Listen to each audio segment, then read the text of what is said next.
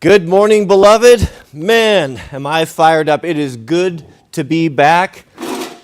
I had a great cold shower this morning. I've been very encouraged. I see right here our friend Spartan219 is joining in. He had his first cold shower today, and as he put it so succinctly, it was invigorating. Now, I have issued you guys, Proho, a challenge that I am in my 4th week now of the cold shower and the Wim Hof breathing method. Man, I've got my computer glasses. These aren't even my cool ones. And I went 4 minutes today. And man, I was digging it. I am really getting into it. But the challenge, I'm trying to get myself worked up to it. The challenge for you, for Proho this week, by Friday, I'm going to be doing it on Friday, is a 10-minute cold shower. That's what we're working up to. It should not be a problem. Now, I have a fun video for you guys today after the live stream. I have been kind of researching and looking into EMP-proof containers. Something, if you know, an EMP is an electromagnetic pulse that they tell us will absolutely destroy anything electronics. If there were an EMP from an atomic bomb or some sort of a future weapon of some sort that was deployed upon the population, it would basically turn us back to the Stone Age. Anything with circuit boards and circuit breaker, or anything electronic is going to be eaten. And that's going to be all vehicles, all radios, all computers, everything like that. So whether or not that is a threat, I don't know, but I've been experimenting with a way that we can kind of protect vital things like that. What type of things would a person want to protect? Well, wouldn't be a bad idea to have a handful of radios. The Bofang radios are still readily available. They're cheap. You need to have a few of these, at least a pair. Half a dozen would be better. Have them all programmed. But that's something you'd want to look after. What about vehicles? You know, can you protect a modern vehicle? I don't think so. There's just far too many electronics. But some of the older ones, or maybe a motorcycle would be a good option. A motorcycle is mostly mechanical, except for a small, have a small electronic ignition, like my KTMs, for example, right here. This right here is the difference between running or not running. Wouldn't be a bad idea for chainsaws as well. They're going to have electronic ignition. Well, hello, Mom, it's not Friday. You don't get to come down except for on Fridays. Wouldn't be a bad idea to have a few things like this socked away, protected. So I've been looking for some solutions that we could build one ourselves and not have to go buy some expensive commercial thing. And it was very surprising what I found out today. So stay tuned to the channel. I'll be uploading that, a long form video with my results. It was quite interesting. All right, goodness, let's do the lighting of the lantern. Let's get it over with. Man, yesterday, that gave me a heart attack. The problem is if I don't pay attention to what I'm doing, then I lose track of what's going on. The thing went out, and then well, you were here. You saw it. We're going to figure it out. We'll get it there. We'll get there. Spartan219, if you look in the comments, he's got the first super chat up there. His first time out, he went over 8 minutes, the cold shower. Now, that is something else. I'll tell you, Mrs. W is a couple weeks in, and I don't think she's I don't think she's done a minute yet. So, Spartan219, if I remember right, is he a crayon eater? I guess I would expect that. Your crayon eaters are going to be, tougher than our regular Proho, and he didn't seem to have any problem with jumping in there for 8 minutes. I'll tell you what, though, gentlemen, the cold shower and everything is good, but I experienced something today that I experienced a state of relaxation that I don't ever remember experiencing. Now, as I told you guys, I signed up for the Wim Hof, the 10-week challenge. And I am I'm just finishing up week 3.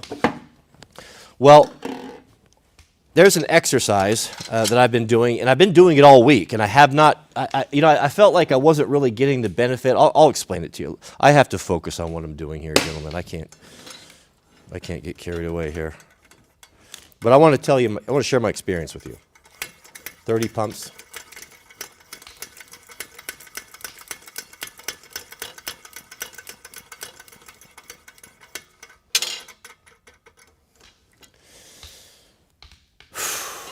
Gird up your loins.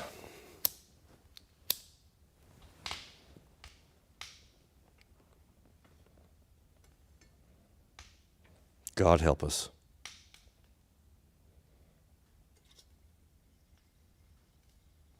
Start getting anxious the moment I hear that fuel starting to move. Oh, the delay.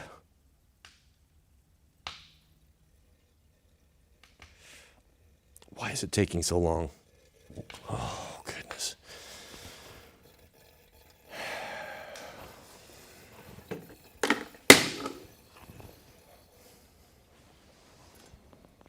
I'm going to focus.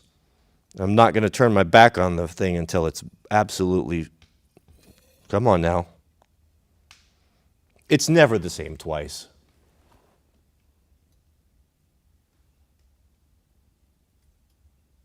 Come on now. See, what happens is you've got the silk mantles. And whoever figured that out, man?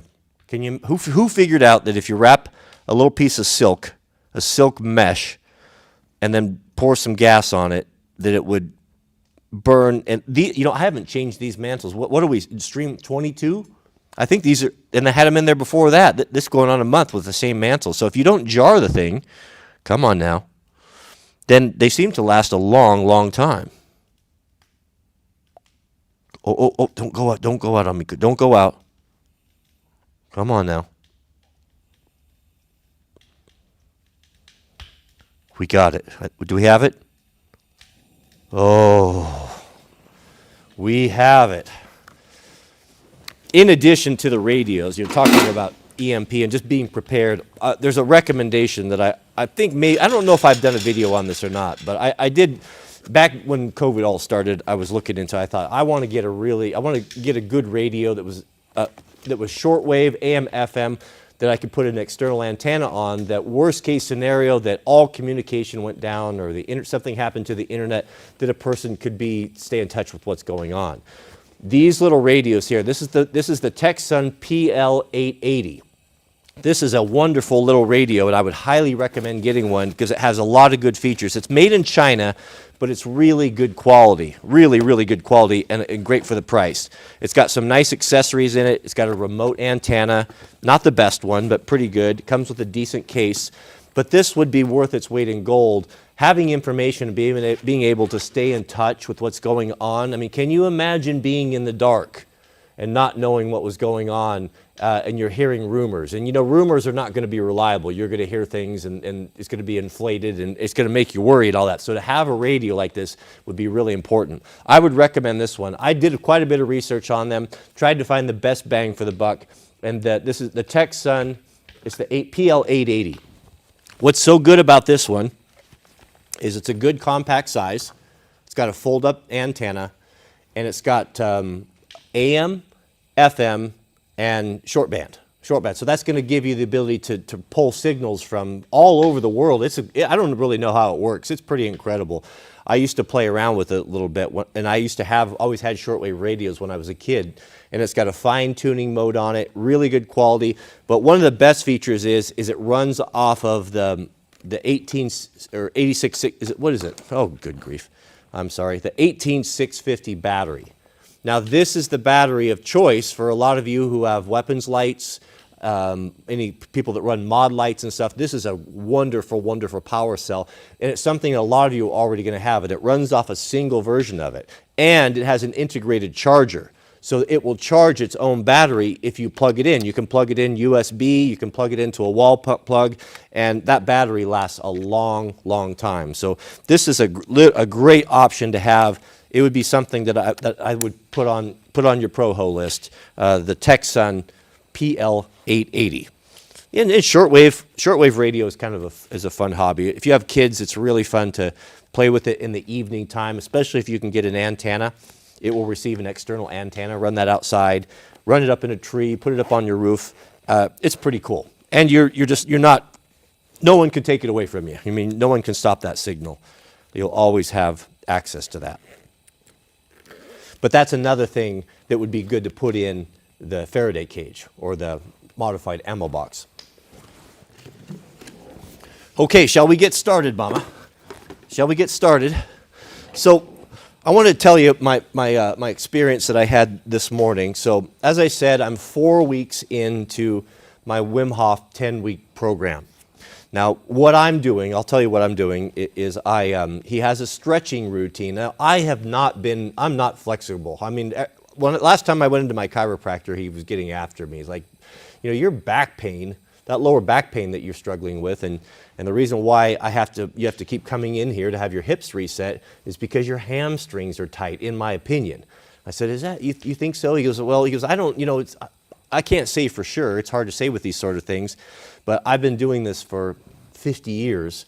And one thing that I see with all men that come in here with the same condition that you have, that lower back pain, for a lot of us from sitting that run equipment or you're a truck driver and such, the more you sit and the less flexible you get those hamstrings get tight. And that starts to rotate your hips in a strange alignment. If you look at yourself, if you go to a chiropractor or a place where they can kind of put you up against the wall and measure things and look and see how your spinal alignment is, that's a really common thing, and that puts extra pressure on that lower back. So I've always known that to be a problem, but I'm not going to get up and do stretching and yoga and all that stuff. I mean, I got things to do, right? It's just, I guess, we're stubborn, us men. We'd rather suffer the torture of the damned than actually take care of ourselves a little bit. There's no surprise why we don't live as long as our female companions do. So I have made a commitment, and Wim Hof is really promoting this. He's talking about the same thing. He's like, where there's tightness in your body, where you're lacking mobility or you're really tense, he goes, you lack blood flow there. And blood flow and circulation is everything. And really it comes down to being dehydrated. When blood flow doesn't flow, when you have tight muscles or you got a jacked up shoulder or something that's giving you trouble, you're not getting perfusion in there. You're not getting blood flow in there. And you basically, the muscle and everything kind of atrophy from just dehydration. So you want to get things moving and get things flowing.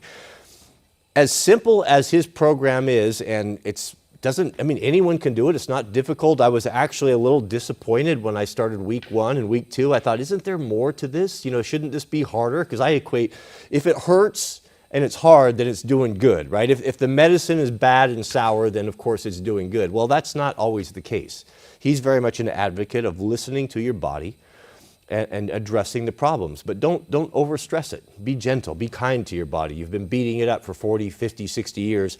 Why don't you take care of it a little bit? So I decided I'm not going to try to reinvent the wheel. I'm not going to bring old ideas and dogmas into this. I'm just going to follow it. Just going to follow it and see where it takes me.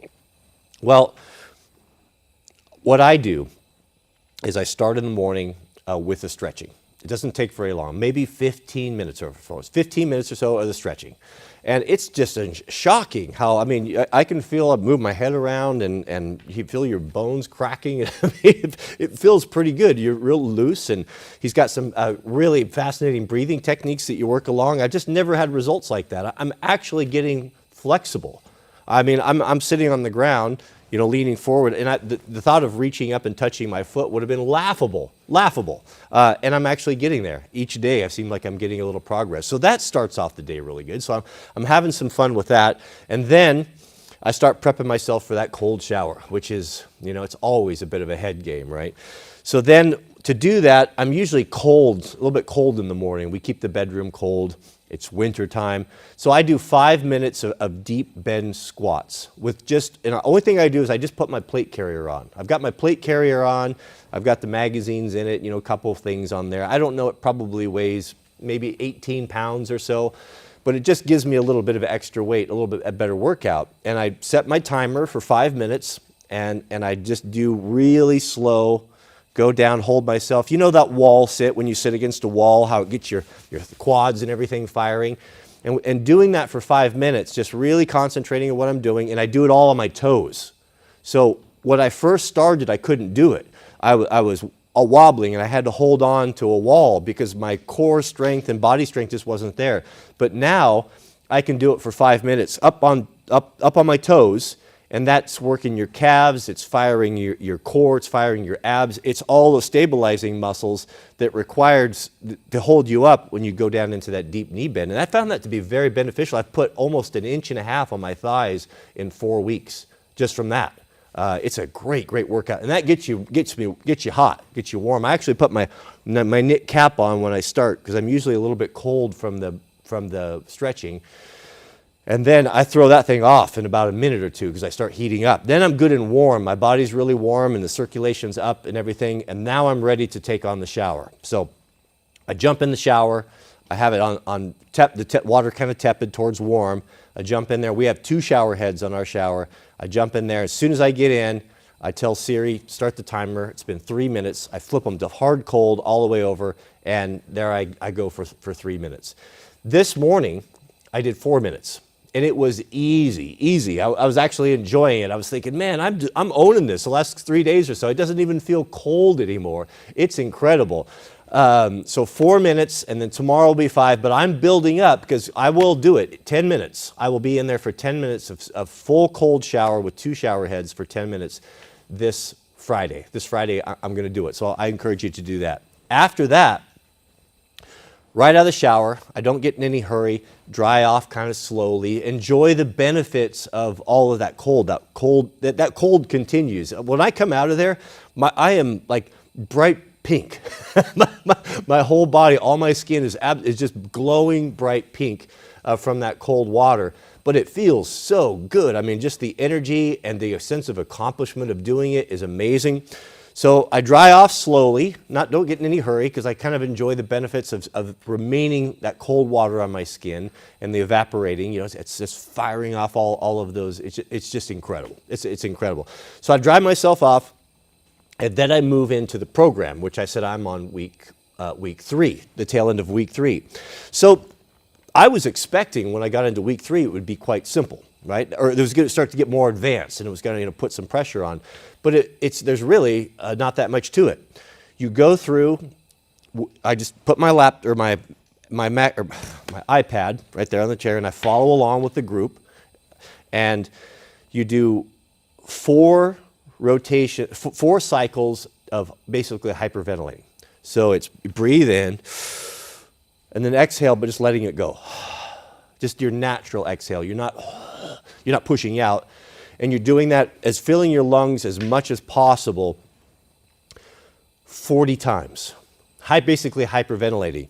As you're doing this, the sensations that come over your body are quite fascinating. First, it starts with the hands tingling and the feet tingling, and then you start to feel temperature changes in your body, and you kind of just really focusing on your heartbeat, paying attention to this. And at the end of it, you exhale and you close your eyes and you relax, and you just basically empty your lungs, and you just sit there quietly for as long as you can, holding your breath, basically.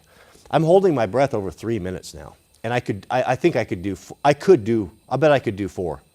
Wouldn't surprise me. I'm doing just over 3 minutes, and that in itself is pretty amazing. Hold your breath. You don't have to suffer. When you feel like you need to breathe in, you go through the next cycle, right? So what was so interesting, he said, we're going to do this 4 times. So 4 times, hyperventilate 40 breaths, hold your breath. When it starts to hurt, when you feel like you want to breathe and start to cycle 2, start to cycle 3, and start to cycle 4. Now at the end of the 4th, this is the amazing part. At the end of the 4th, you feel, I pull my hat over my eyes. I like to kind of be in the dark. I'm really kind of focusing on my body, what's happening. I can hear my heartbeat. Just really being in the moment is important. At the end of that 4th cycle, you evacuate the air in your lungs, and then you immediately go up and start doing push-ups, as many as you can. Now, you've got no air in your lungs whatsoever, right? You've hyperventilated, you've oxygenated, or whatever is happening, something amazing is happening inside. And then you go into the push-ups. Just 1 set, just as many as you can do. And I ripped out 50 push-ups with no air in my lungs this morning, and probably could have done a few more, but it started to hurt a little bit, and I quit. And I just sat back there, and for I don't know how long, I thought it was 10 minutes, closing my eyes, breathing and listening, and I just went into almost like a trance-like state, a state of complete relaxation where there was no thought of any exterior thing in the world, like no problems, no thought about the live stream, no thought about all the work I have to do, no thought about just all of the cares and worries of life. I was absolutely in the moment, just completely at peace and at rest, like nothing else. Just focusing and quiet. I put headphones in too, so I'm not distracted. It was incredible. What I thought was 10 minutes, and I set aside an hour to do this. And I told Mrs. W, I'll be out at 9 o'clock, and then we'll have breakfast at 9. And so, okay, so and I had 58 minutes to do this. I was in this state, this trance-like state for, I think it was over a half hour. Because when I finally didn't want to leave. It was like it was so relaxing and just so magical to be able to to be quiet and not to be worrying and thinking all the time, and just absolutely being in the moment and just enjoying being in the moment, that I realized, like, this has been some time. It's probably been 10 minutes. That's long enough. And when I picked up my phone when I was out, it was 9:30. So it must have been like 40 minutes I was in this state that it didn't feel like it, just in complete relax. It was incredible. Now, I've been doing the same thing all week, and he's talked about, being able to reach this level of relaxation, and I wasn't happening to me. I was my mind would wander and think about other things. But this was very fascinating to me. I didn't know it was possible to control your environment in a way where you could isolate yourself from all of the cares and worries that plague us, that carry us around that we carry around all the time. Just to be away from that for a short time, for a half hour, it was incredible. It was incredible. I came out of there like almost groggy, like, when you have a really, really good sleep and you're woken up and you just can't even get going anymore. I mean, I haven't slept like that since I was a kid. I mean, I worry and stew about things all the time. My sleep is horrible. But I experienced that rest, or that kind of that loopiness that comes from that. And I came out into the kitchen, and I'm my eyes are not focusing and everything. I was so relaxed. I mean, I felt like a cat. You know how supple cats are? Sat down at the bar. Mrs. W started putting my breakfast in front of me. Man, the food, the taste of the food and just the smell of everything was so enhanced and so heightened, and just my mood. She was looking at me like, what has gotten into you? I haven't seen you like this. I don't know if I've ever seen you like this. And I said, it's this thing, man. It's just incredible what's happening. And I usually eat 2 or 3 eggs in the morning and 1 piece of toast. I was so ravenous and so hungry from this whole experience. I ate 6 eggs, 4 big pieces of toast, 5 big sausages, a big fruit, or a big vegetable, or what do you call it? Vegetable smoothie type of thing, orange juice, and it was a lot of food, whatever, and a half a pound of butter, or a quarter stick of butter on there, and it's amazing. It's amazing, and I'm so excited about it. I thought, man, I want to get back to that. Can a guy get to a point in his life where you can learn to control your mind and bring your mind into a state of relaxation, that you can completely tune out your entire environment and just receive the rest that comes from there? It's amazing. And I'm at week 3. Week 3. I think I'm supposed to be a little bit further along, but I missed a couple days over the Sabbath because I was not feeling too good, and so I just held myself back a little bit. But man, it's good, gentlemen. It is absolutely good. Amazing. All right, let's jump into our super chat here. We have a new member, Andrew Hanwell. Shout out to you, Andrew. Good to see you here. Welcome, welcome.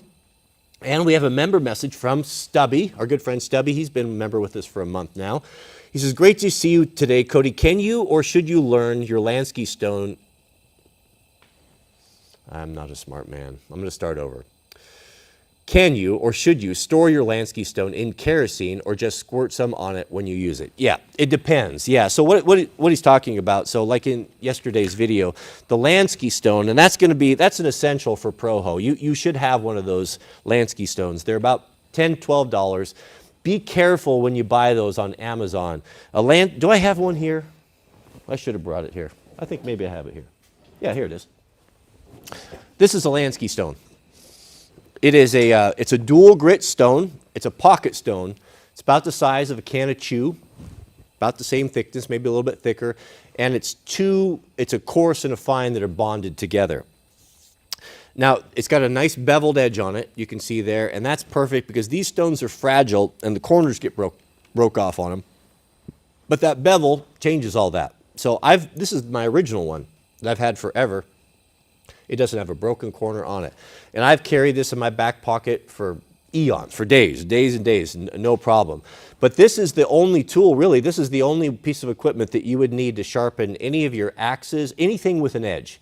Your shovels, your bushcraft knives, you can do it, hunting knives, pocket knives, certainly your axes, and it's a great tool. This is my granddad had something similar to this, and this is all that he ever sharpened his knives with or anything. Now, to really make it effective, you don't want to use it dry. Not that it won't work, but what will happen is all the metal, if you're using these dry, the metal chips come off the tool and they clog up the stone.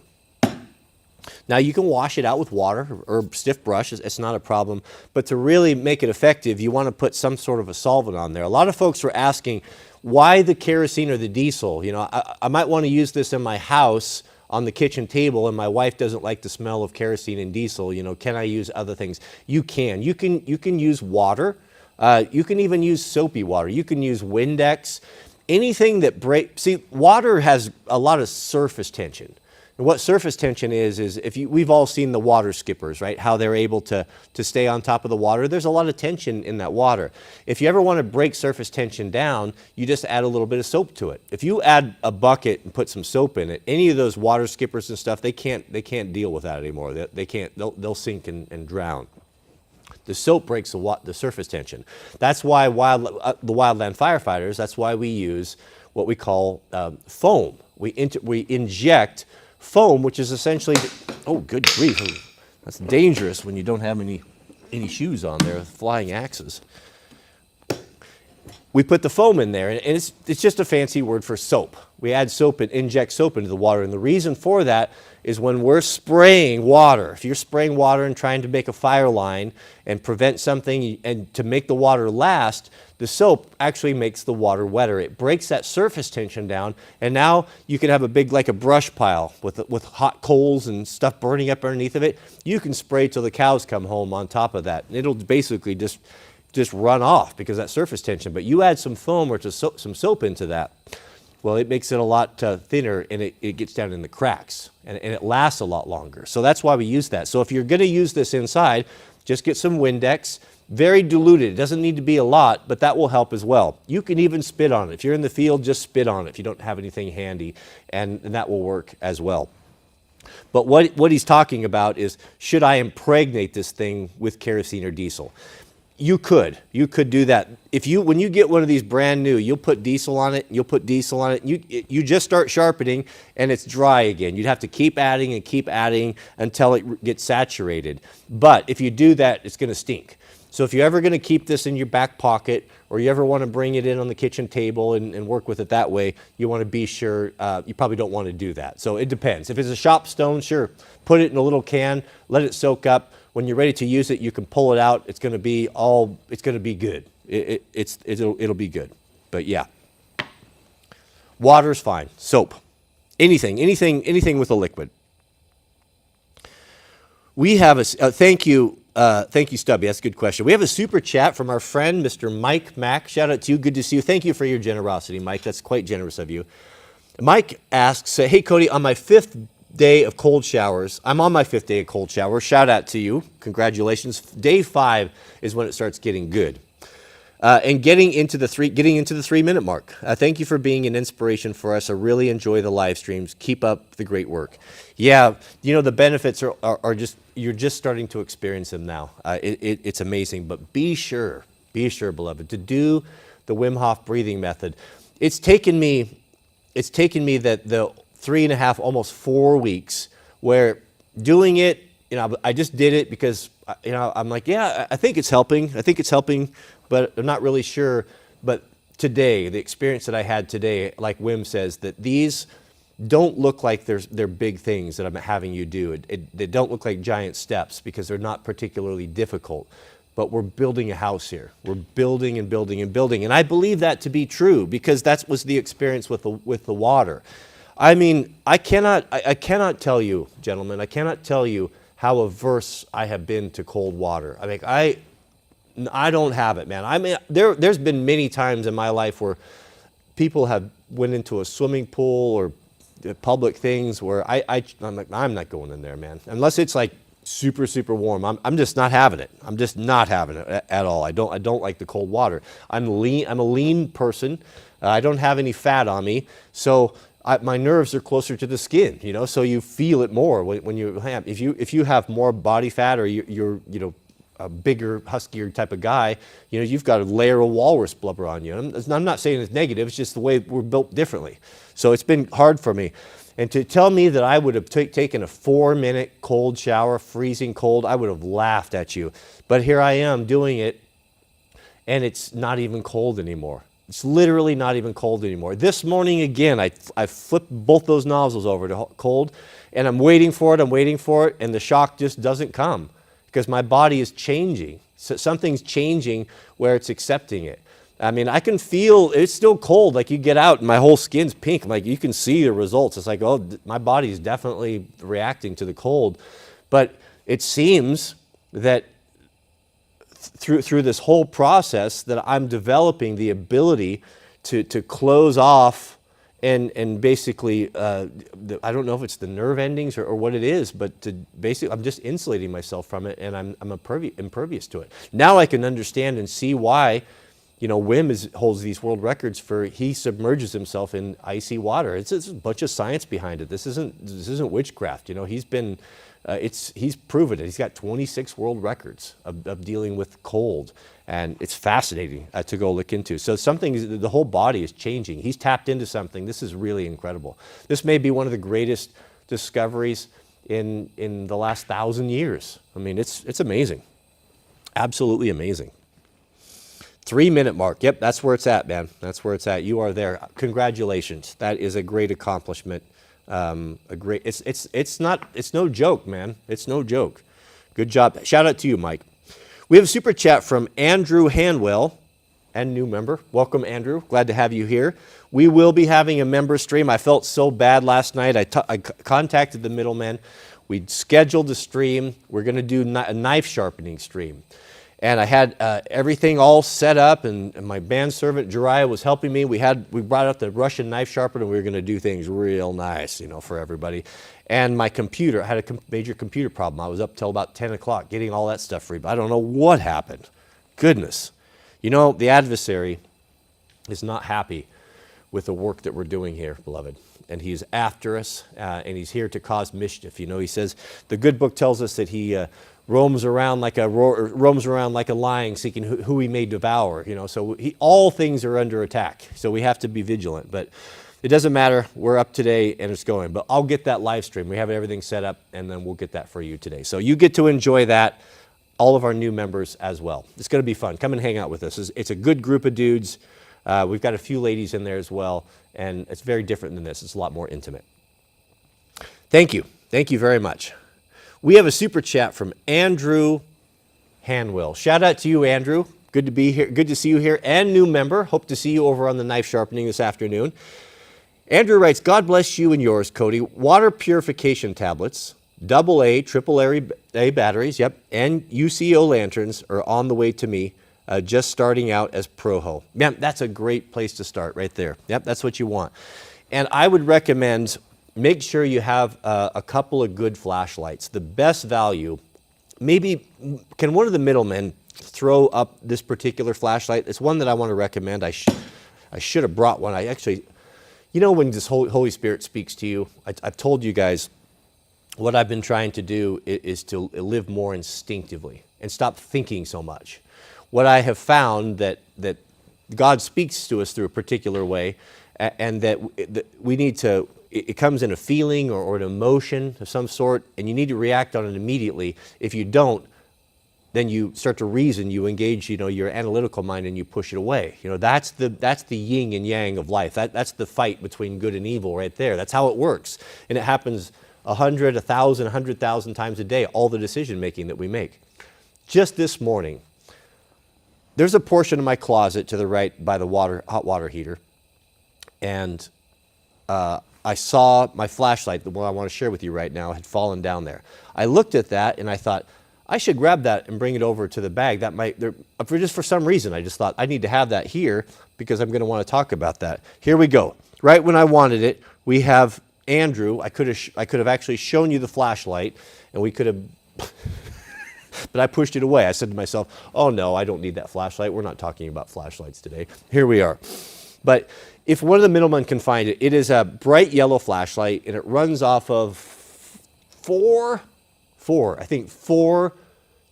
batteries. Now, when you're buying electronics for your prepping and stuff, make sure you're really consistent with your batteries. Flashlights, headlamps, weapons lights. Lighting is going to be really, really, really important. I was watching a video last night of the earthquake in Turkey. Oh my goodness, that was something else. If you haven't seen that, it is unbelievable, a biblical type of event. And there was a guy taking a picture from his he was up in a tower. He's taking his picture from his cell phone out over the whole city, right? And the buildings, there must have been a dozen of these massive high-rises, all came down at the same time. And then you could just see all of the power went out. Like the power went out for the entire city, and everything just in the blink of an eye was black and no light.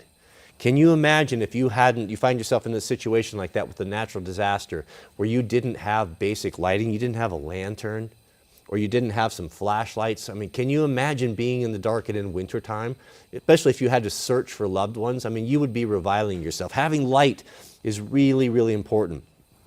But the overarching theme of pro-ho preparation here is consistency. Look to the military. The military tries to standardize things because they know that, if you ever need to fill in somewhere or you need to rob from Peter to pay Paul, you're not going to have things that are not compatible. You want things to be compatible and to work together. So fix on a common battery, fix on common calibers, fix on a common weapon system so that you can share holsters, you can share parts, even motorcycles and stuff. I was thinking I'm kind of making my own preparations. I've got multiple different motorcycles. I've got KTM, and I've got Husqvarna, and I've got Honda and Kawasaki and such. I think as we're transitioning and moving around, I'm going to start getting rid of some of those and standardize everything so that, as the military says, one is none and two is one, right? Because if you have something that you're relying upon that's critical infrastructure, or critical piece of equipment like a chainsaw or a radio or flashlights, that sort of thing, and you don't have spare parts for it, then you might as well not have anything. And you're in a weak position if something goes down. All it takes is one little piece. A 10-cent O-ring can make something, a piece of equipment, a $50,000, $100,000 piece of equipment, make it basically inoperable. So having multiples and that consistency. So good for you. You want to have that. Multiple light sources.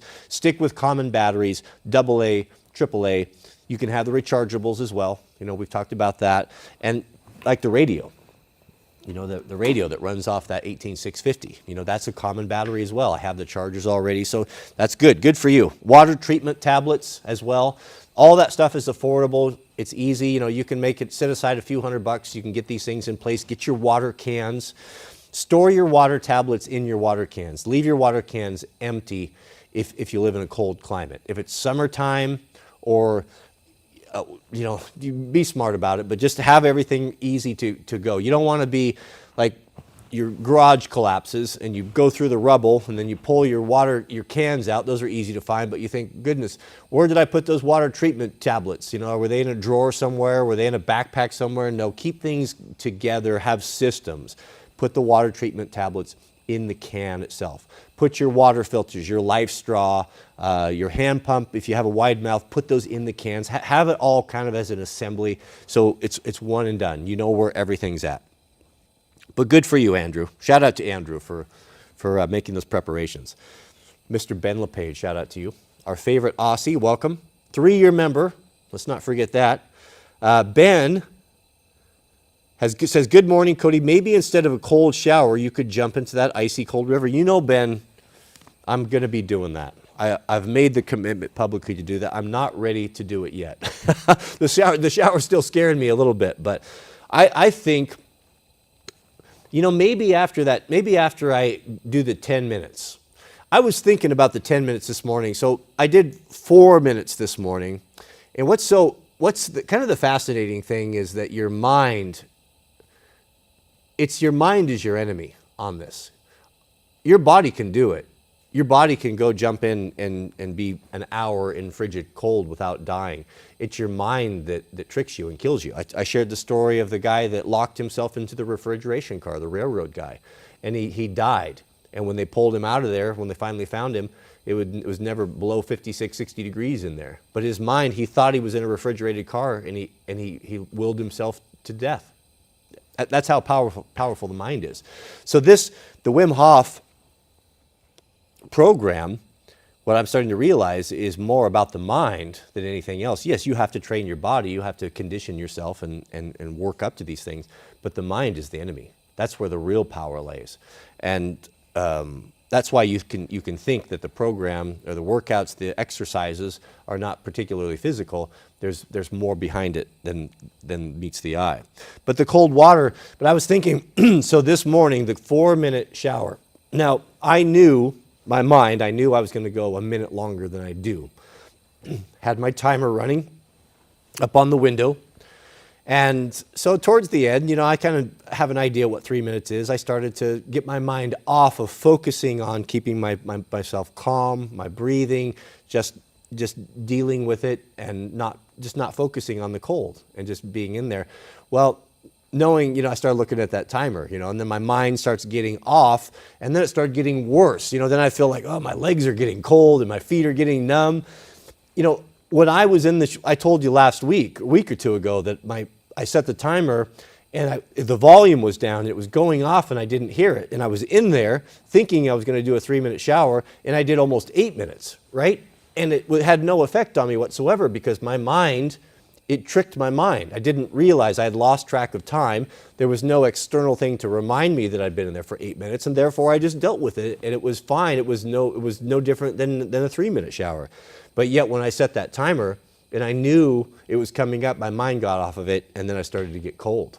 Very, very interesting. So to answer your question, Ben, maybe I'm getting there. I'm getting there. Maybe after the 10-minute shower, you know, maybe the confidence that will come from that will be like, oh, if I can do that, then I can certainly go down there and get in that cold water.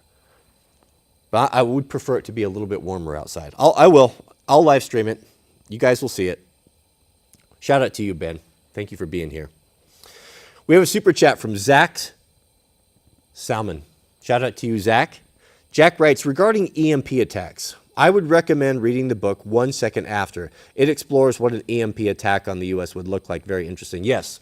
Yeah, I read that book. Mrs. W. actually turned me on to it. She read it first and is actually I think that there's a sequel to that, or 1 or 2 sequels to that, if memory serves. She's actually just finished it up again and has been talking about that a lot.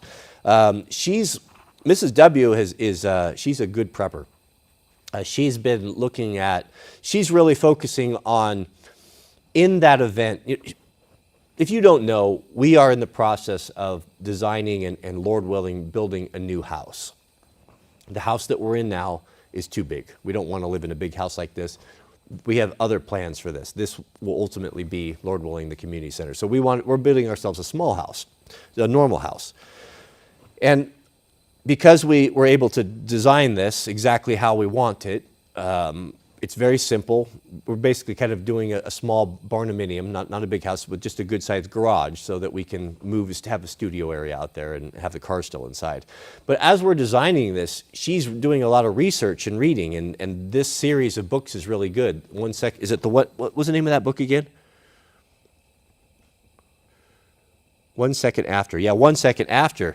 It's fiction, but it's very well written. It gives you a lot of things to consider. The author has pretty good insight and about the problems that you'll have.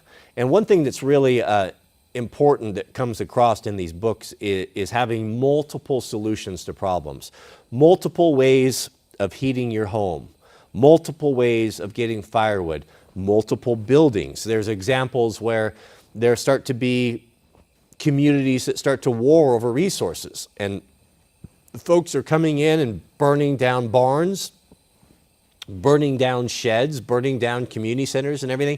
And anyone who doesn't have another option is really in bad shape. If you only have one home or one building and it gets burnt down or it gets destroyed by wildland fire or whatever, I mean, you're really messed up. It just goes back to you don't want to have all your eggs in one basket.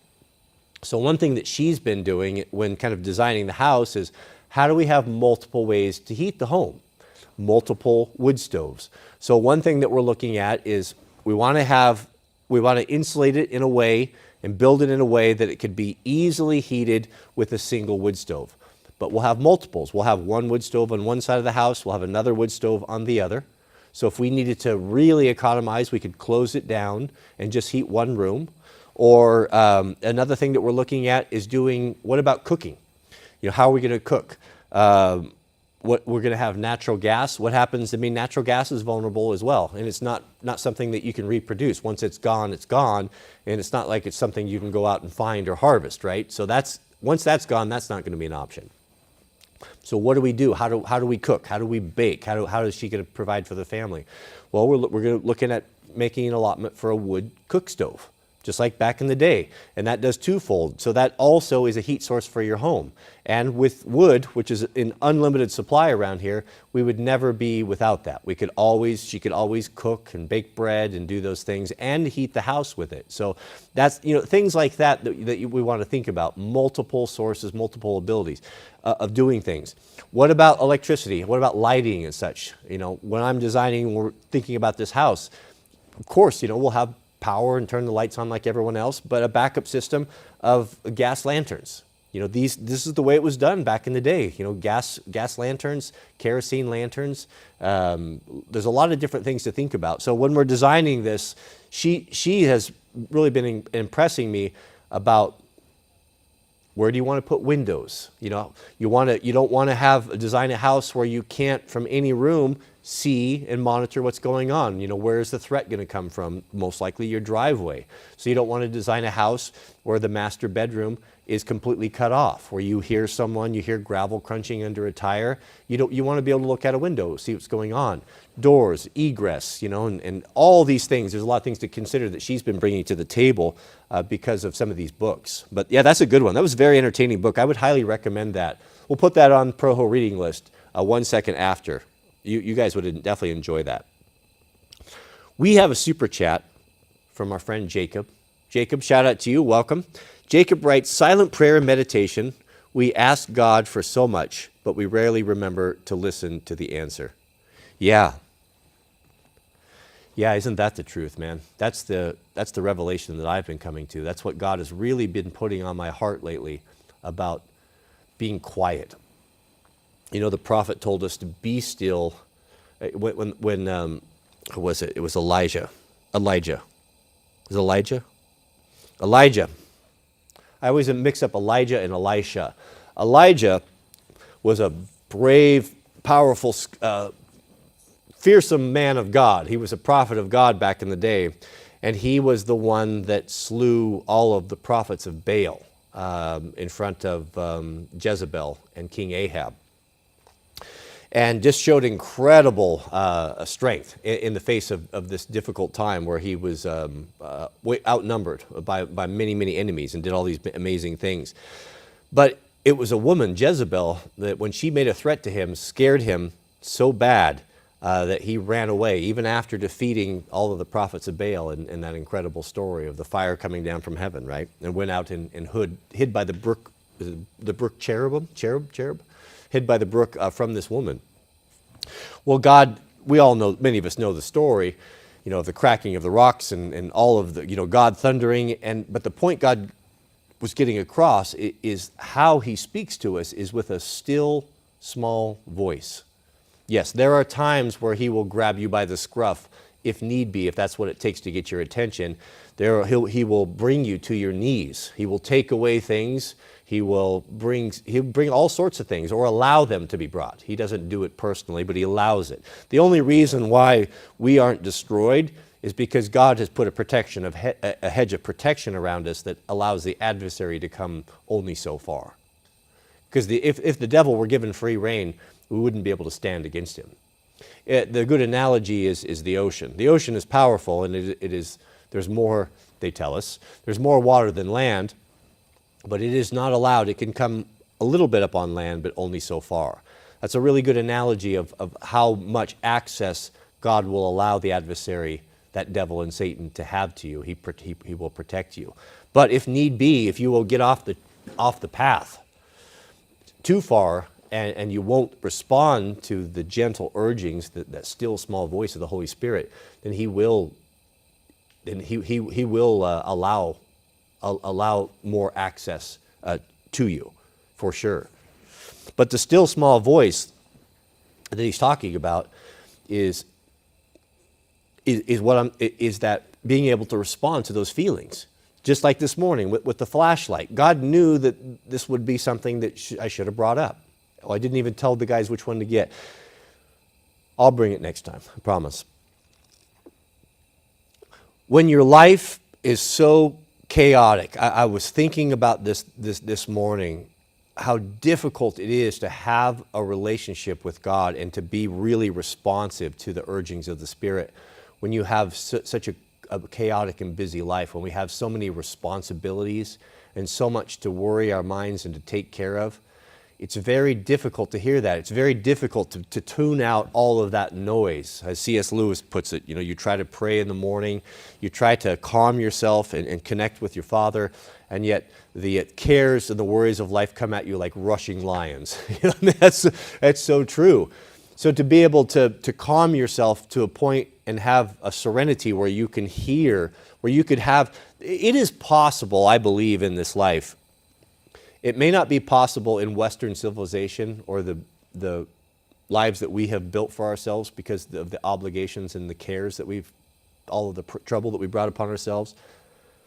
But I think it's possible if you could remove yourself from that and be like a Dick Pernecki type of character, where you don't have the internet and you don't have radio and you don't have just all of the noise and chaos of the world, where you could maintain a constant connection with the Father, where your thoughts are His thoughts, and that you can respond and be connected, almost have like a link, like a hardwire connected directly to Him in all things, and to be able to respond immediately. You could respond if you were about to be threatened by a wild animal. You could respond if you were walking on ice that was about to crack and you're about to fall through. You could respond to that warning. You could be so connected. I think that would be that's possible.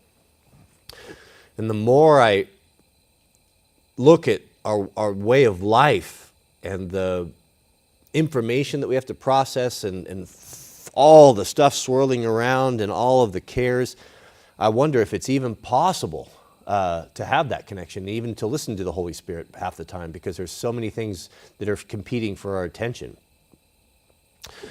This morning, I guess, relax myself into a point of to get into a place I felt insulated from all of my worries, troubles, cares, and fears, where I was just in the moment, just in darkness, at perfect peace and relaxation.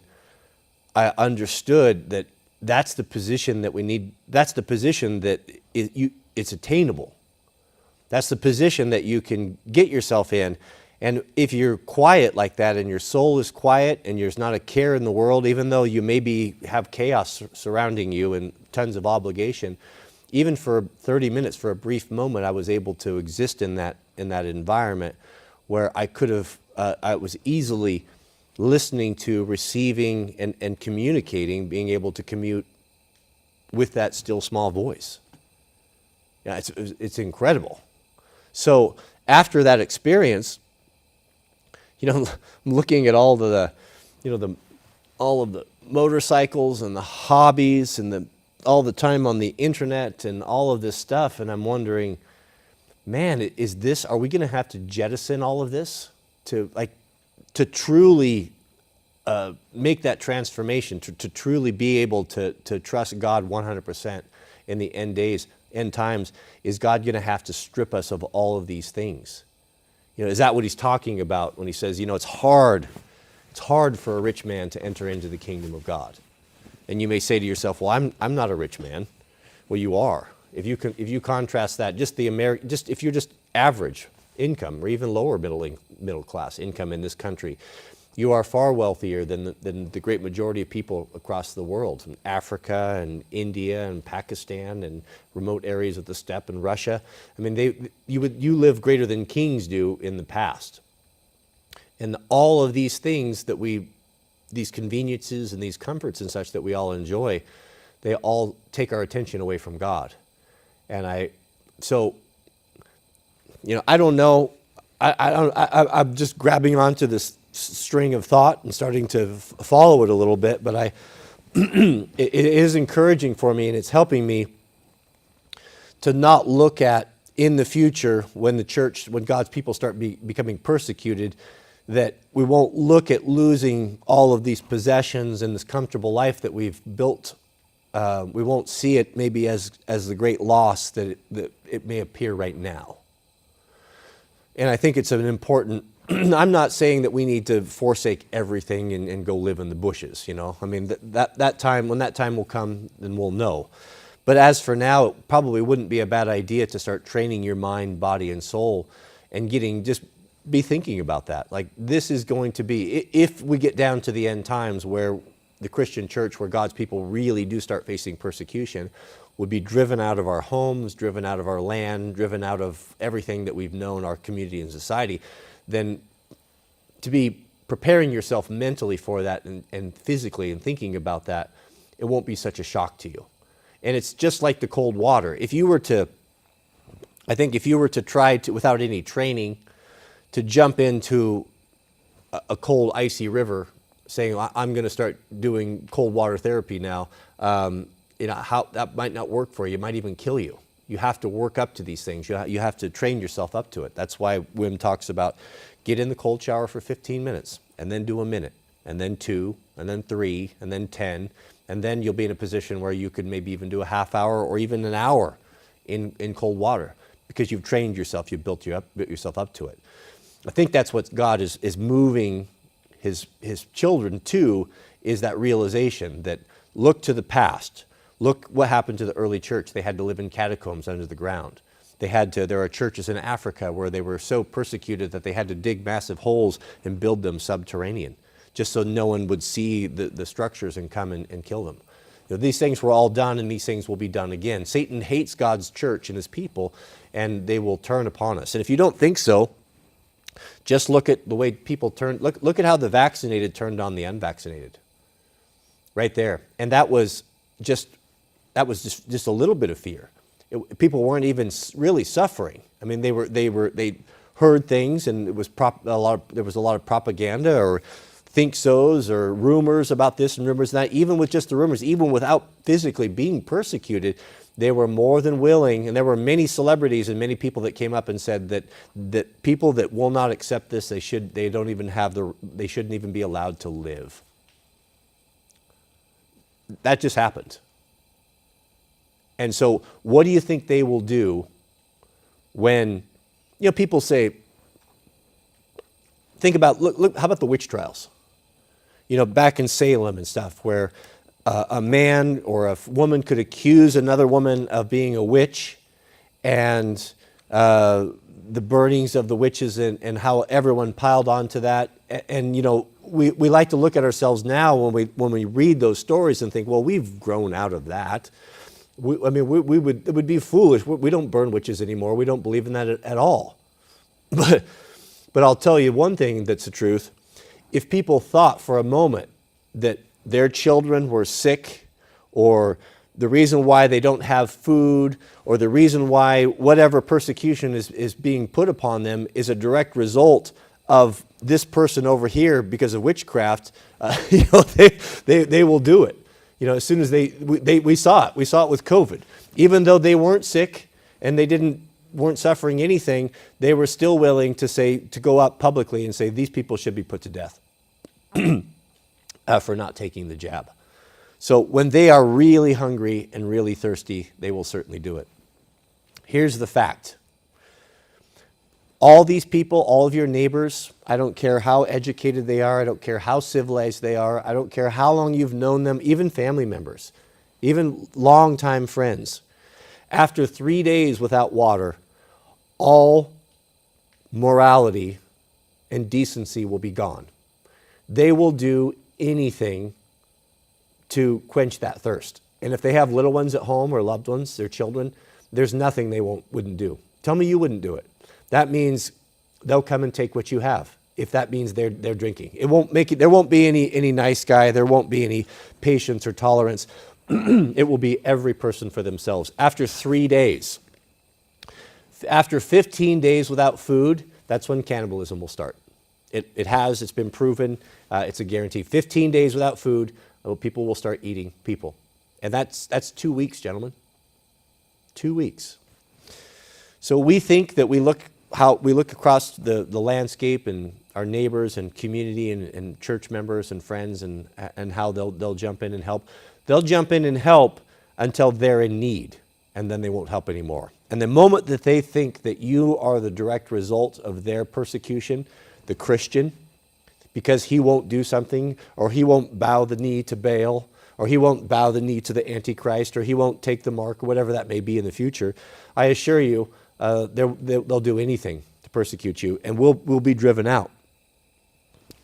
So this preparation, and I have no doubt that this revelation of the cold shower thing and preparing ourselves mentally, the experience I had of complete relaxation, being able to tune things out, I have no doubt that this is all being brought from God for some reason that I can't see.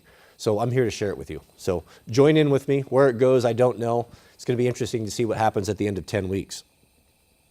Very exciting, beloved. Very exciting. Mr. Brian M., shout out to you. Welcome. Good to see you. And member, Brian M.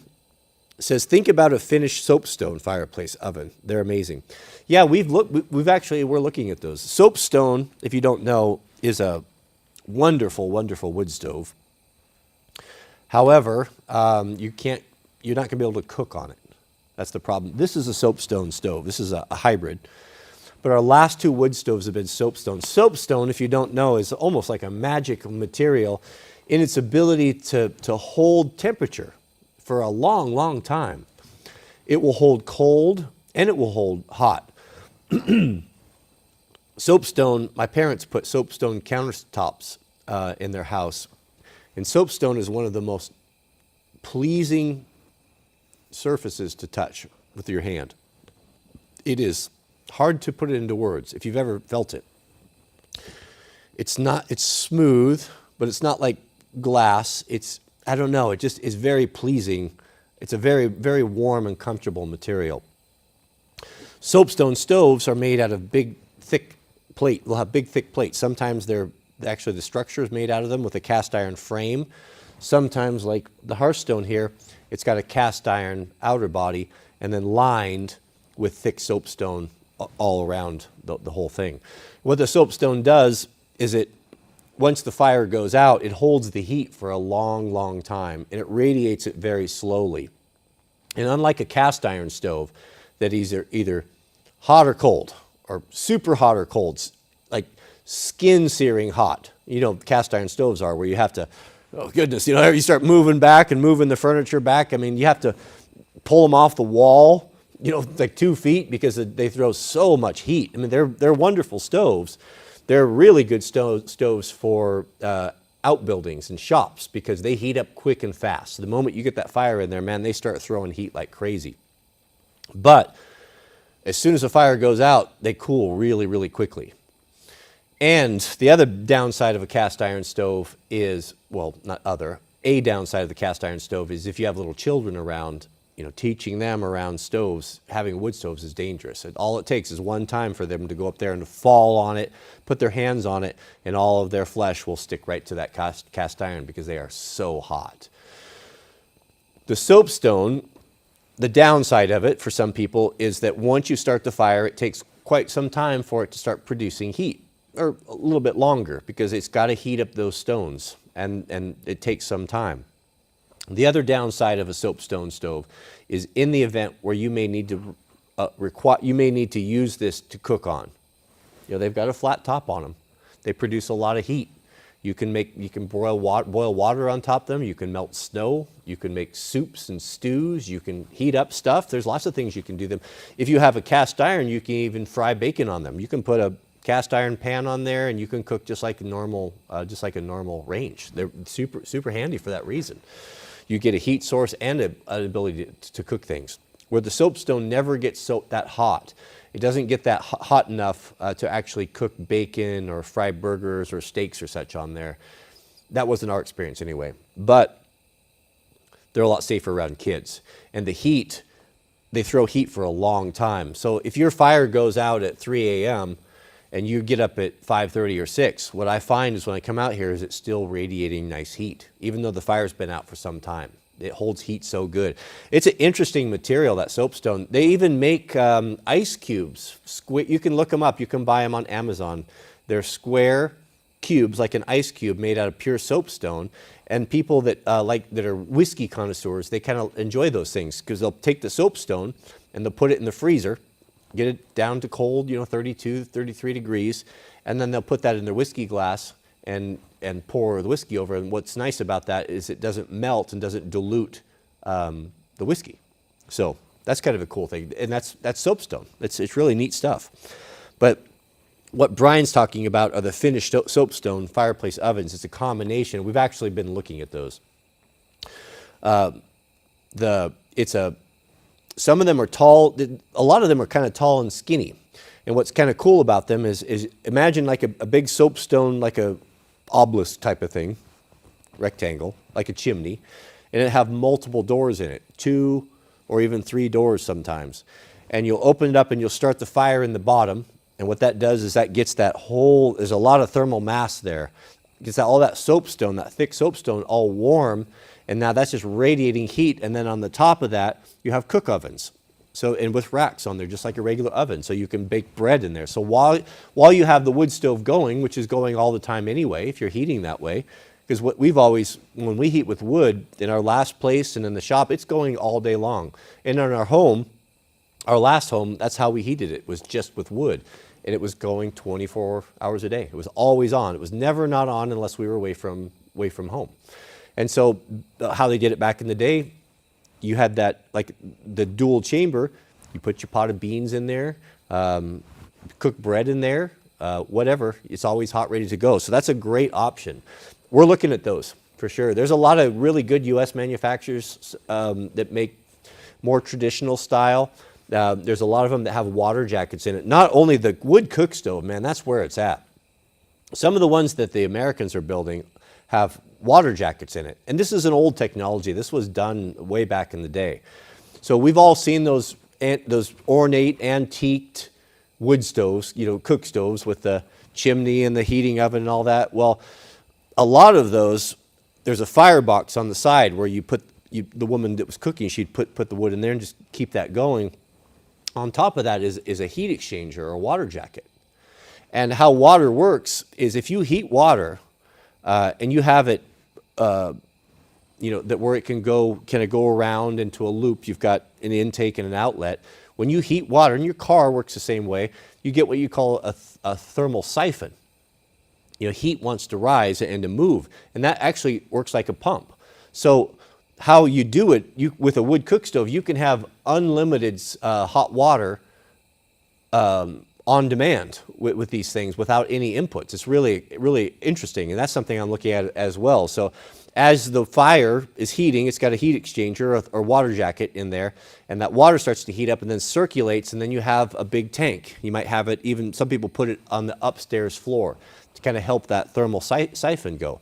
And then you tap off of that for your showers or bath or whatever it is that you're running. Some of them are just kind of low tech and simple. Like when our elk hunting stoves, we had an elk hunting, when we set up our cooking tent, we had a cook stove or a little wood stove that was probably about twice the size of this, just like this. Little legs on it, open it up, put the wood in, just made out of sheet metal, nothing fancy. But what we had on the side was a water tank, and it just had a little lip and it just hung on the side. And just the heat that was generated from the side of the wood stove that heated the tent heated the water as well. It was the coolest thing. So when you were in there and you wanted some hot water for coffee or tea or cooking or just washing up with, there's a little brass spigot on the bottom. Excuse me, gentlemen. And you'd take your cup and you'd open it up, and it was hot. It was really an incredible design. This is the way things were done 100 years ago. This was common. It sounds a little bit weird now because you've never seen it before, but there's no reason why we can't use it again. So for me, when we're designing this house, we're trying to make provisions for those things. Would we use it every day? Probably not. But how comforting would it be to have that option? That's why you want to live out in the country with a supply of energy of some sort. For us, energy is firewood, and firewood there's an unlimited supply here. You're going to have to go out and get it. So that's why the crosscut saws, and that's why things like that, having an understanding of how to sharpen axes, how to work with traditional tools has been important to me. Am I going to make my living at that? No, of course not. I'm going to use my chainsaw as long as I can. But if in the event that is no longer an option, well, that's when we go to the crosscut saws. That's where community comes into place. That's where the war band will get together and men will go out and work in the forest, and that's the way it's done. When my granddad and his two brothers and his father went to Idaho and they were living in tents, they didn't have any power. They were completely off grid, no solar panels, none of that stuff. But they lived 3 years, I think 3.5 years in those wall tents, and survived just off of the firewood from the forest. It provided heat, it provided materials for the things they needed to build, and it provided a way to cook. And the women cooked on the wood cook stove. And they lived just fine. Granddad lived up into his 90s. How many of you are going to make it to 90 with all your modern conveniences? And me. Shout out to Eric Miller, new member. Welcome. Good to have you here. Good to see you, Eric. And Gaelic Lands. Shout out to you, Gaelic. Gaelic writes, what are your thoughts on having concealed carry insurance in case of an event outside or inside the home? Love the new format. God bless St. John. I think it's a good idea. I personally don't have it. That's one of those things that I keep hearing about and thinking that would be a good idea to do it. I should do that. And you'd regret not having it. If I understand it correctly, it's a private insurance that you could take out that would, in the event where you had to defend yourself and you had to take someone's life, that even if you were in the right, we see this today. Even if you're in the right, you could be looking at a civil lawsuit, because especially if you have anything, if you own anything or you have any equity in your home or anything, any possessions at all, you can bet there's a good chance with this litigious society that the family of that dirtbag will try to come after you. And they will, because attorneys will come to them, ambulance chasers will say, hey, there's an opportunity here, we'll do it. So yeah, probably a good idea. I need to look into that. We have a super chat from Mr. Jared Long, and new member. Welcome, Jared. Shout out to you. Jared writes, I have an interview tomorrow for an internship. Any advice for an interview? Oh, interviews are scary, aren't they? Man, I wish I knew what it was. Interview tomorrow for an internship. Any advice for an interview? Well, first off, let's talk about your appearance. First impressions. We all know this, right? First impressions are made in about the first 3 to 5 seconds.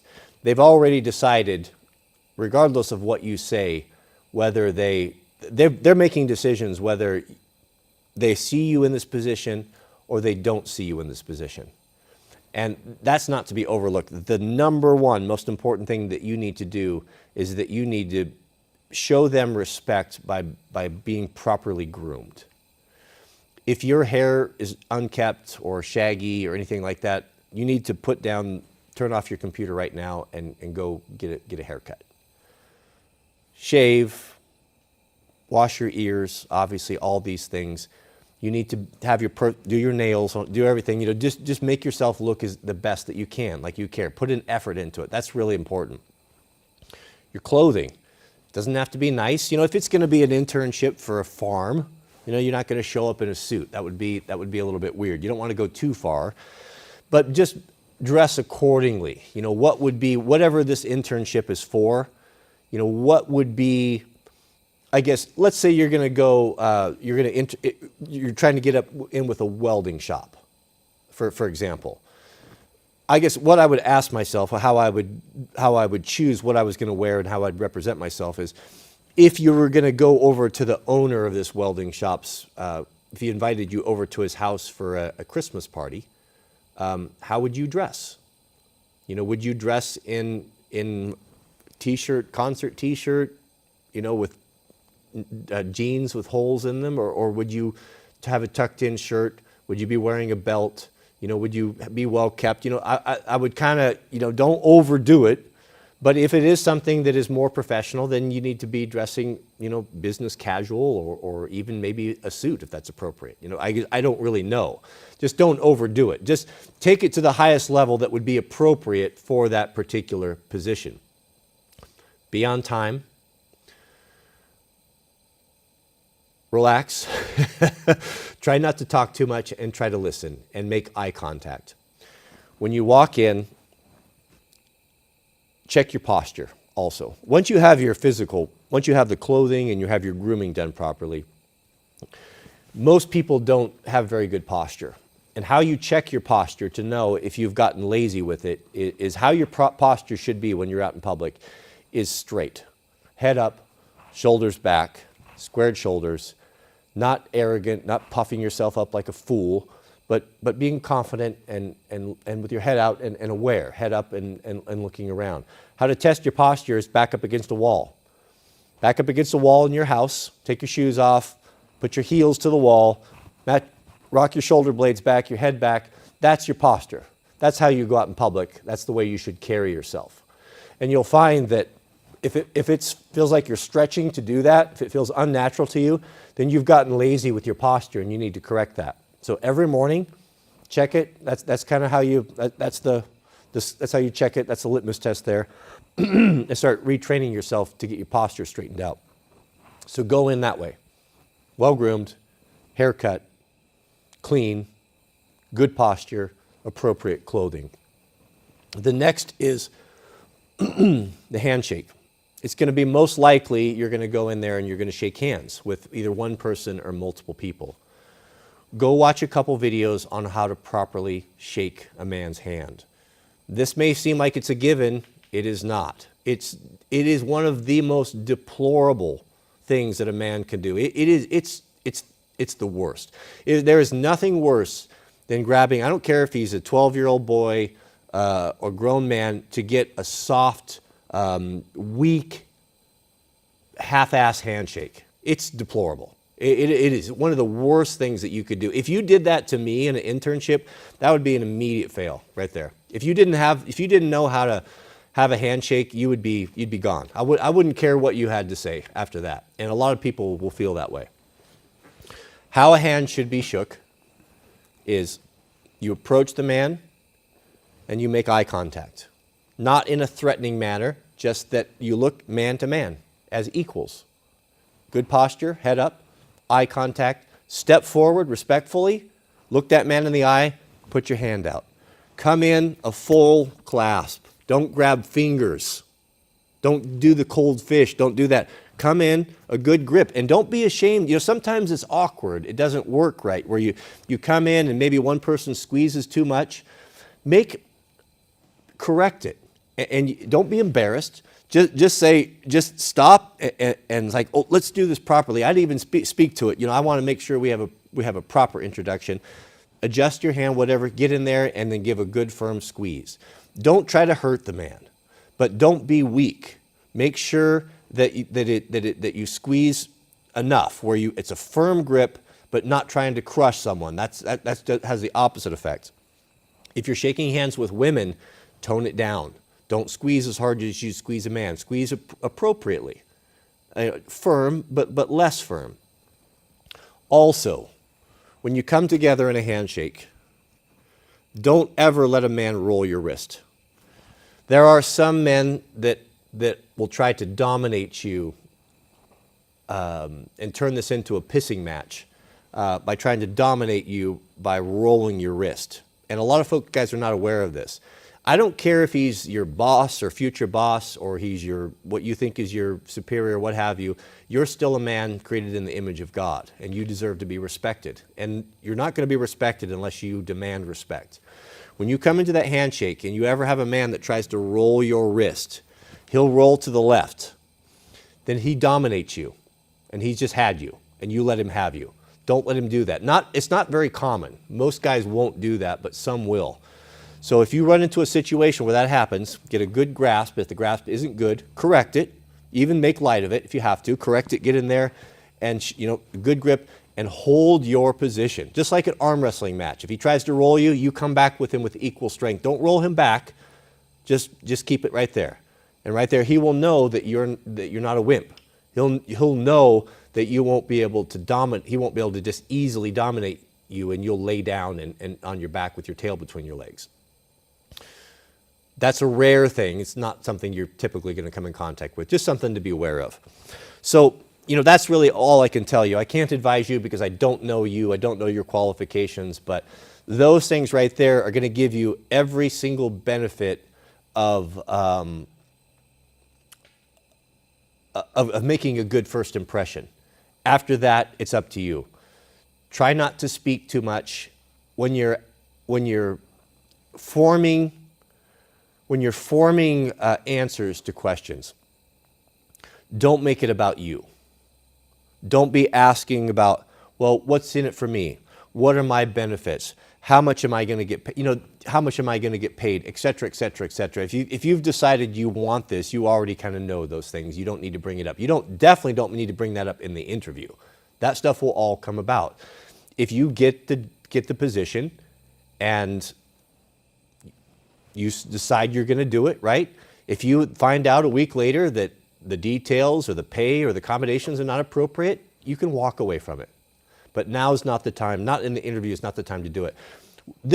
If you've never been a business owner, you don't understand how important a business is to a man or a woman that's built it up from scratch. We look at our businesses just like we would look at our children. We've put our whole lives into them. They're everything. It's important to us. And it's important that you showing up and wanting to become a part of this, that you respect that, just like you would respect a family member. It's that important. So when you are formulating your answers, answering questions, make sure that the answers are in a way where you are showing how you can bring value to his business, where you can bring value to him and make his life easier. And it's not about you. Don't be a narcissist. Nothing is about you. This is not about you. This is about you coming in here and making his life easier. How can you be a benefit to him? How can you be an asset to him instead of a liability? So just have that in mind. And also make sure your car is clean.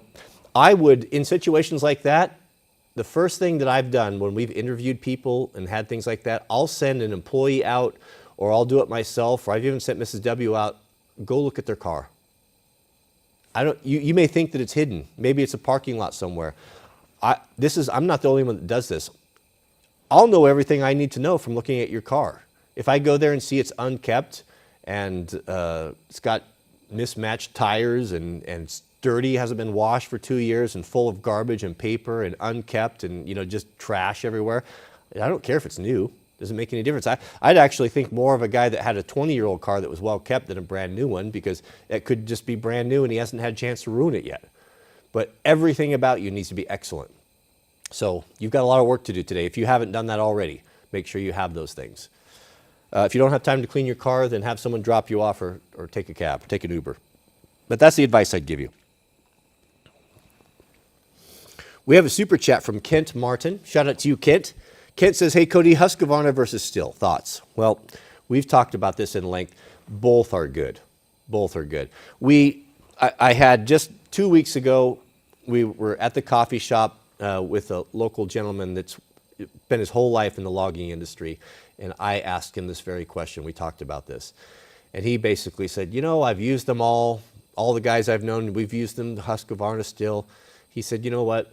They're both good. They're both good. That's it. You know, they're both really similar. I mean, the only major real difference is the clutch, the way that the clutch brake system works. Now in the Husqvarna's, it's exterior. So if you need to service it, you know, it's on that side cover. You know, so that's, I don't know if that's good or bad, where it's internal on the Stihl. I have heard people say, and this is anecdotal, I've heard people say that Huskies seem to do better in cold weather. I don't know if that's the case or not. That might just be think so. But I'd be happy with either one. Whoever's got the best dealer that you can get parts from, that you can get service from, it's going to be the most convenient for you. That's probably what I would go with. I think Stihl looks a little bit better, just aesthetically. That's my personal choice, but they're both good. I've had both. Mr. Overton, shout out, welcome. Overton writes, I've never gotten an offer after an interview. Best tip is to ask more questions than you were asked. Yeah, I think I've never not gotten an offer after an interview. Yeah, neither have I, Overton. Yeah, and you know, Overton, that's a really good point. Show interest. That you want to be there. You're interested about their business. Ask them questions about their business. Yeah, that's really good advice from Overton. Of course, I'd expect that. Overton and I think we are very much alike. A lot of things. I'm the same way. I have never taken no for an answer. When I wanted something like that, a job or an opportunity, I got my job as a paid firefighter over the phone, a phone interview, because I was just unwilling to fly, you know, halfway across the country on a whim.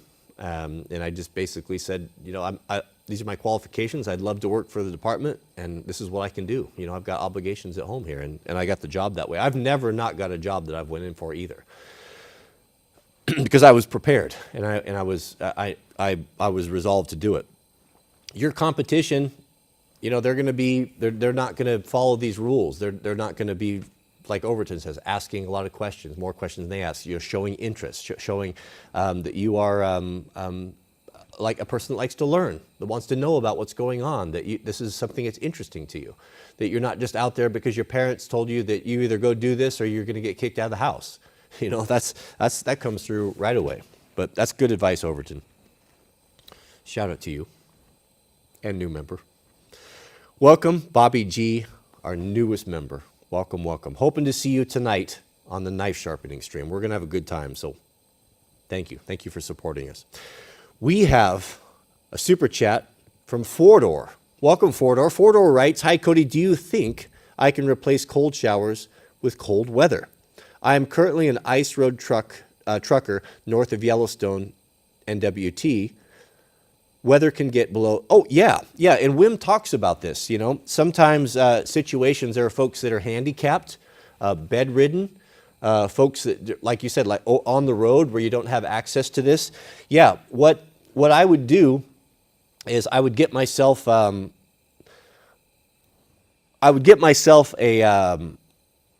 like a Nalgene bottle, or I don't know, whatever, you know, get a gallon jug of water or something, and a washcloth. And set your timer, right? Set your timer on your phone. I'm going to go a minute or 2 or 3, whatever you can bear, and get out there, put your skivvies on, right?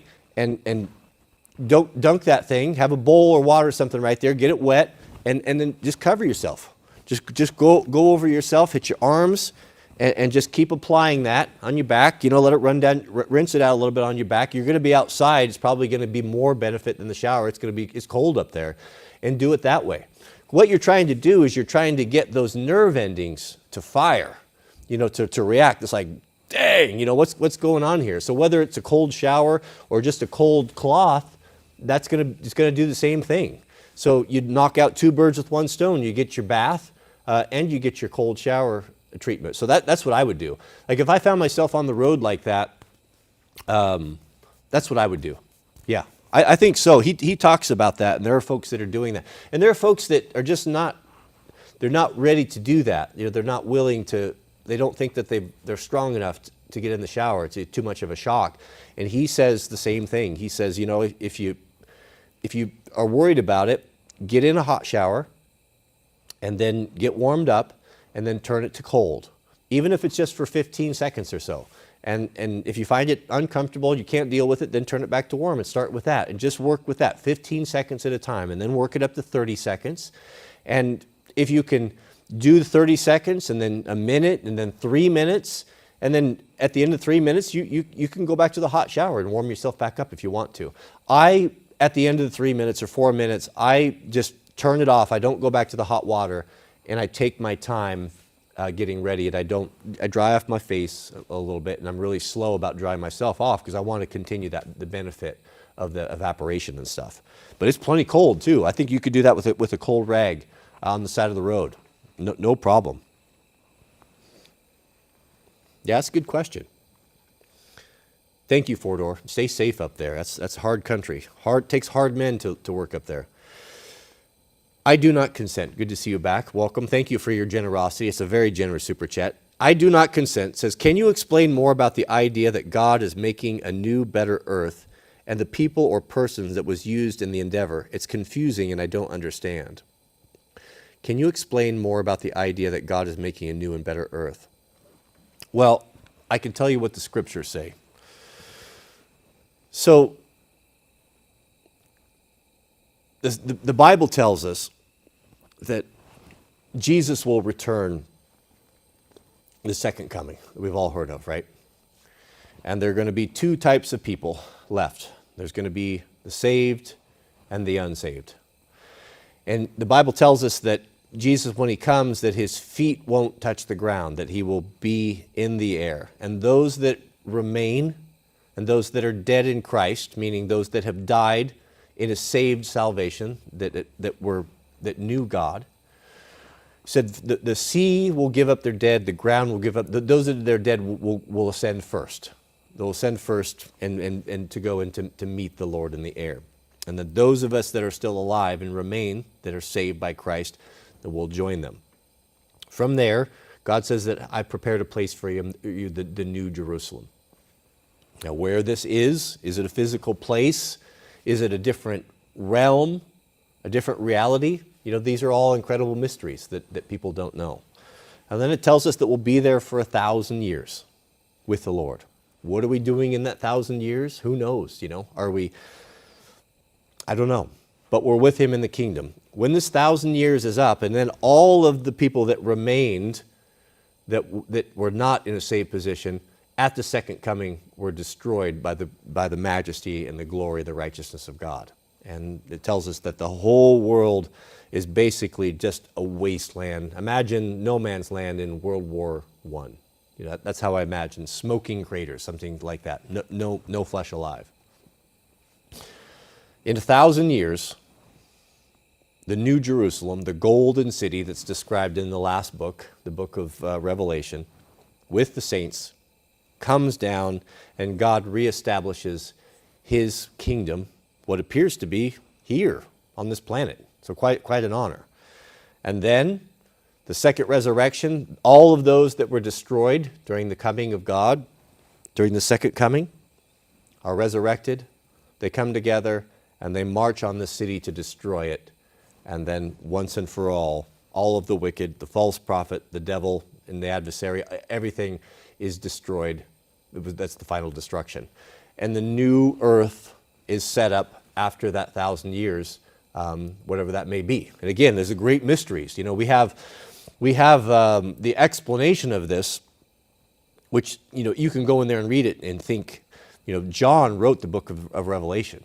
John, when he was serving a 12-year sentence on the Isle of Patmos, and all of this information was given to him. Now he was an ancient man, And he was able to, God gave him, honored him in the ability to actually see all of this happening, which he wrote down for us.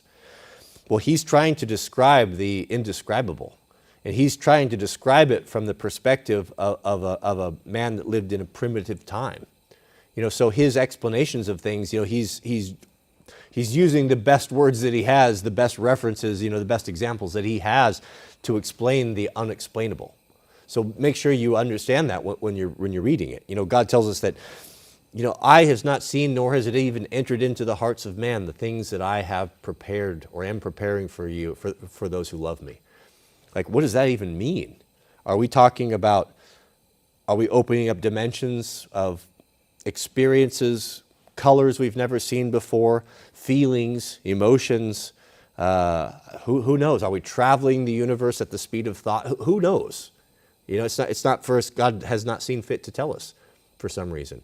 But that's how I understand it. That's how it seems to me. So I wish I could tell you more. It's an incredible mystery.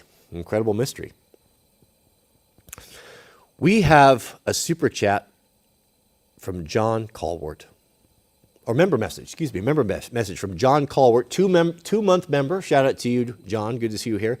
He says, "Hey, Cody, your channel is a great source of inspiration for me.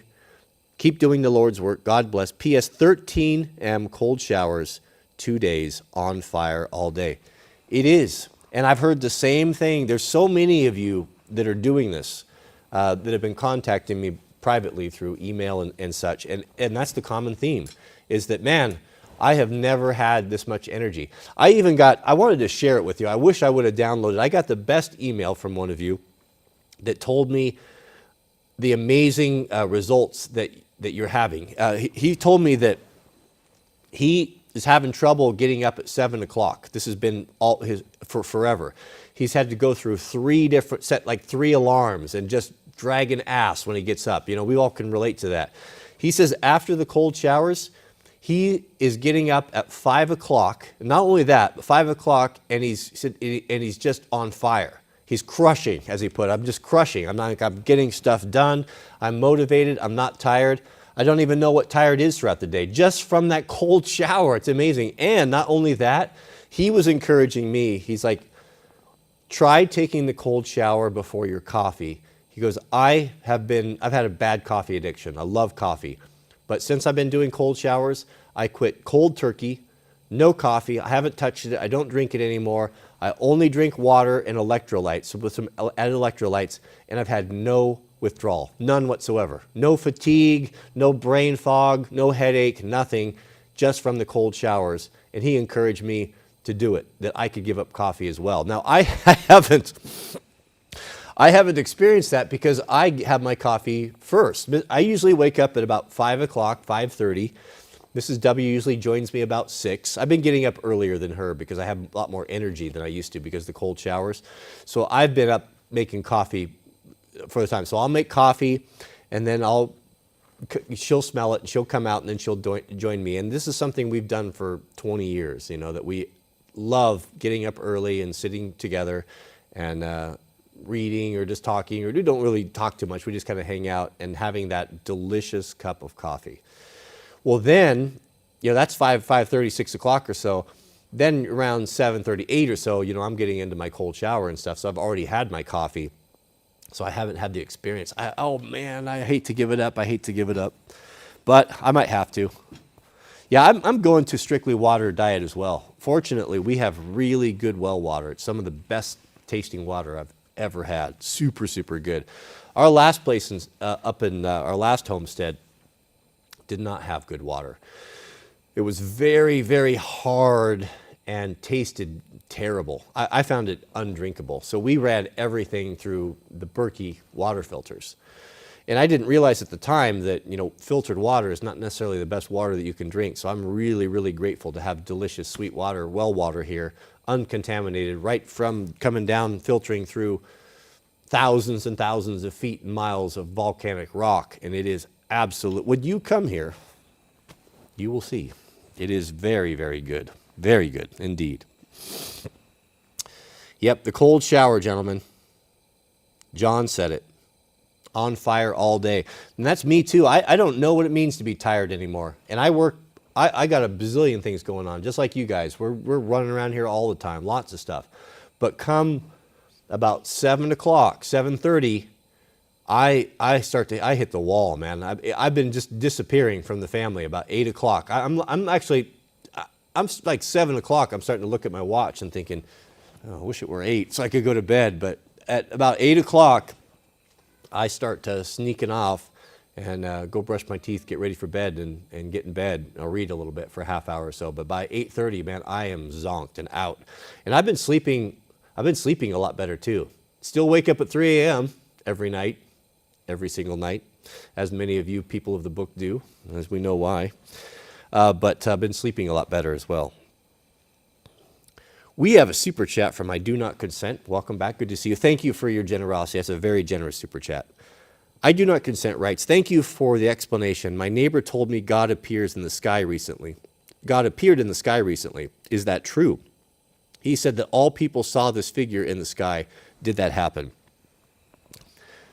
This is why we don't base our theology on miracles.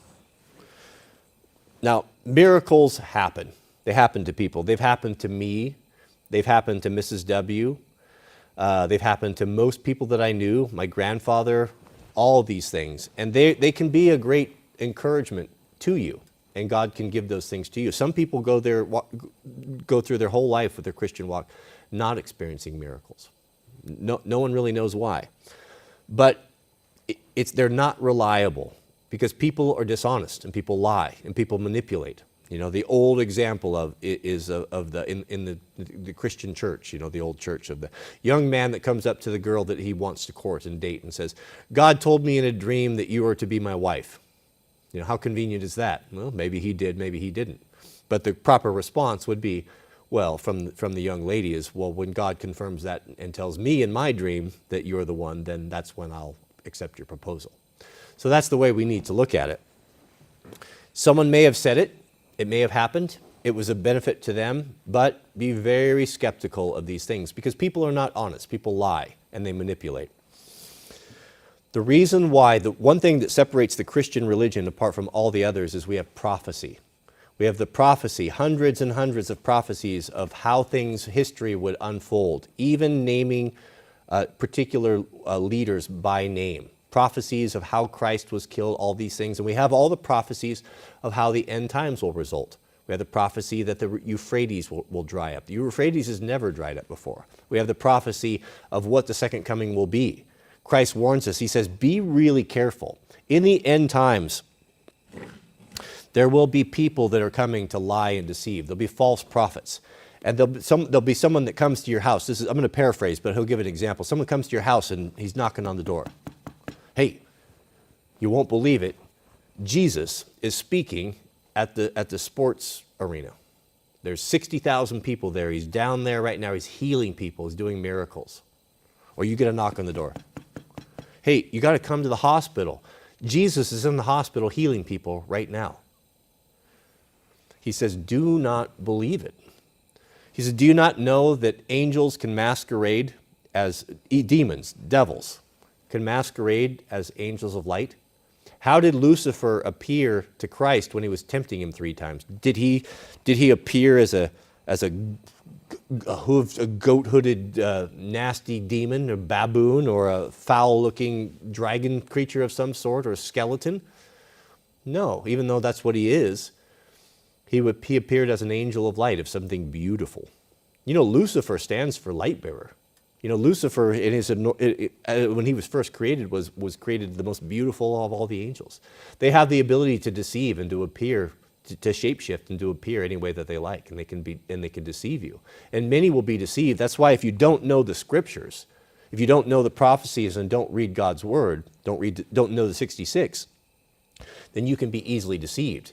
Your friend could come and say, hey, not only me. Well, if you don't have any foundation, if you don't have any knowledge of what really is going to take place and the warnings of what deceits will look like, then you'll be swept away like most of the people in the world will be. Most of the people will be swept away following the false prophet, the prophets of Baal, the Antichrist, thinking that they're following God, but they're not. They're deceived. So that's why we need to know the 66. That's why we have prophecy. So when you hear miracles like that, take them with a grain of salt. You don't need to insult them or deny them, but don't be basing any theology on it, and don't go chasing them. That's very, very dangerous. Know the good book, be a man of the book, know the word, and be rooted in that, so you won't be moved by any false doctrine or deceit. The false prophet's the most dangerous thing, and the most dire warnings are given to us to be aware of him, because he mixes a little bit of truth with the lie, and that's what's most dangerous. So we know that God will only appear. We know two things. We know that no man knows the time or the hour, not even the Son, we're told. And that if any man tells you that he knows when Christ is going to return, do not believe him, because he doesn't know. God's told us that only God knows what that will be. However, he says that we will be able to see things that are happening. There will be things that are taking place. Earthquakes of diverse places, wars and rumors of wars. And then one of the final warnings is right when everything is looking bad and the world's about to come unraveled, something will come in and bring peace to everything. And that will deceive a great number of people. So if anyone tells you that God appeared here or God appeared there, I would be very skeptical about that. What prophecy tells us is that this same Jesus, how Jesus left, when he left the disciples and ascended to the Father, we're told that he will return in like manner, the same way that he will come. He tells us that right before the coming of Christ happens, there will be a great shout, a trumpet. I believe it was a shout so loud that the whole world will hear it. And will also, and he said, lightning will flash across the sky from the east to the west, and every eye will see it. There'll be no one that doesn't see it. So there'll be a great shout. There'll be lightning, a lightning storm like no one's ever seen before, unprecedented. And no one will be able to have a private audience. You can't, well, Australia saw it, but Alaska didn't. There won't be any of that. Every eye will see it. And then you will see the Son of Man coming in the air with his angels, millions, billions, trillions, who knows how many, in his glorified state. And he will come and his feet won't touch the ground. There'll be no question. Every eye will see it. There'll be no question that is the second coming. And when you see the sea giving up its dead, and you see the ground breaking up and the saints coming up out of their graves, and those who remain being caught up in the air, there won't be any question. That's how it is. And it's very clearly laid out so that we're not to be deceived. It's important to know I know, Mama. It's important to know the 66 books for this very reason. We will see miracles. We will see things unfold that are impossible to explain, that defy everything you've ever known in the end times. I think we're starting to see them now. And many will be deceived because they don't know the truth. And the adversary will take advantage of that. You have to be rooted in the 66 books. You have to prayerfully read your book, your Bible, so that you don't fall into that camp. What a terrible thing to think that you're following God and you follow him right into destruction because you were deceived, because you were too lazy to learn and to read. We have a show to run here, Mama. I think the brown tabby makes the best cats. All right, hold on, we're almost done. We'll get you some love here after. It's a good question, though. That's a very important question. We have a super chat from Blue Collar Spartan 92. Shout out to you. Welcome. Thank you. That's a very generous super chat from you as well. We really appreciate your support here. Blue Collar Spartan writes, "Hello, Cody. Thank you for speaking so much truth on these live streams. They're like an oasis in a Sahara in today's backwards world. You've really inspired me to fix my relationship with God and to find the peace I once knew." I'm glad to hear that. You know, it's not hard, gentlemen. It's not hard. Don't let your church, your pastor, your parents, don't let anyone complicate it. Don't feel like there's just too much to overcome. How am I going to learn? I'm 60 years old. How am I going to go back and learn all this stuff you're talking about from this book? You know, you have that knowledge. God has written his law upon your heart. He told us. You know, it's important to know these things in the book, but that shouldn't be an impedance to you coming to God. You can come to him right now, tonight, if you want to. It's very simple. God told us, if you love me, you keep my commandments, and you need to repent of your sins. Doesn't mean you need to clean yourself up. You don't have to clean yourself up. I don't care if you're coming off a bender from last night or still hungover. It doesn't matter. You don't have to get dry. You don't have to stop pornography. You don't have to become patient. You don't have to become a better father. You just have to acknowledge the fact that you have not been doing very well lately, and maybe not as good as you could have been. And you know that. I know that. We know that every morning when we look in the mirror. That's why Christ's example is important to us, because that's a reflection. That is, shows us how far we've fallen. That law, the Ten Commandments, is that mirror that shows us all of the filth and the dirtiness on our face, how we're covered and marred in sin. We know it. We know it no matter how we try to push it away, no matter how we try to drink it away, no matter how we try to smoke it away. We know exactly who we are, and we haven't done as well as we probably could be. That's the law that God's written on our hearts, right? All you've got to do is to acknowledge this. Get down on your knees in your closet. You don't have to tell anyone. You don't have to make a big show of it. But sincerely, go to your Father and own it. Own what you've done.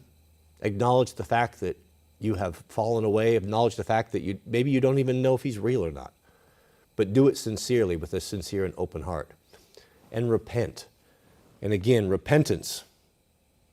Repentance isn't dragging these sins around for the rest of your life, hating yourself, despising yourself, having regret. God doesn't remember them, so why should you? He says, when you come to me sincerely for the first time and you bring this to me, I take this from you. I take this burden you've been carrying, been packing around, and I cast it into the depth of the sea. I cast it in the deepest part of the ocean, and I remember it no more. No more. What you need to do at that point right there is repentant, is to turn away from it. Just to stop doing it. As simple as that. Just stop doing it. And ask him for help. You can say, I haven't been able to. I've tried. How many times have I tried? I can't do it. I've tried it. I can't. Well, you've tried to do it on your own. You can't do it on your own. I can't do it on my own. I've failed every time. Failed for years.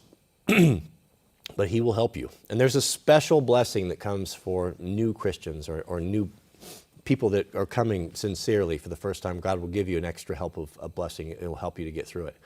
And just if you have nothing else through the next day when you're struggling with that temptation, remember to remind God of his promises. God promised us that he would not allow us to be tempted more than we're able to resist. That's a promise that he made. Write it down on your hand if you have to. Write it down on a card and put it in your pocket. And when you're feeling the urge to turn on that computer, when you're feeling the urge to pull into the convenience store and grab a six-pack on the way home, when you're feeling the urge to lose patience with your child that's making you crazy, step away, pull that out, and remind God of that promise. That's a promise that he will keep. He'll give you the ability to overcome it, but you have to stay close to him. Stay close to him. Read the New Testament. Learn the promises of God. Write them down on that card when something speaks to you, and remind him of it. And if he doesn't have the ability to keep you from alcohol, pornography, drugs, tempers, whatever, then he wouldn't be worth following. And I can tell you that he does. He's done it for me, and he's done it for countless others. It's not hard. Once you do that, your eyes will be opened. Things that have always been a temptation for you, or things that you've normalized, will start to become abhorrent to you. You won't have to resist it anymore, because you'll just lose taste for it. You just you won't feel like speaking the way that you used to speak. You won't have the temptation. If you have to stay close, man, this is a daily thing. Your prayer time has got to be daily. You go there in the morning, and that's where you get the energy to get through the day. That's where God covers you in the army of God. And I look at it, Paul put it so perfectly. Gird yourself with the armor of God before you go out. You cover yourself with the protection. And that prayer time and the reading of the scriptures and the learning the book covers you with this armor from all of those temptations. It protects you from those temptations that you've always succumbed to.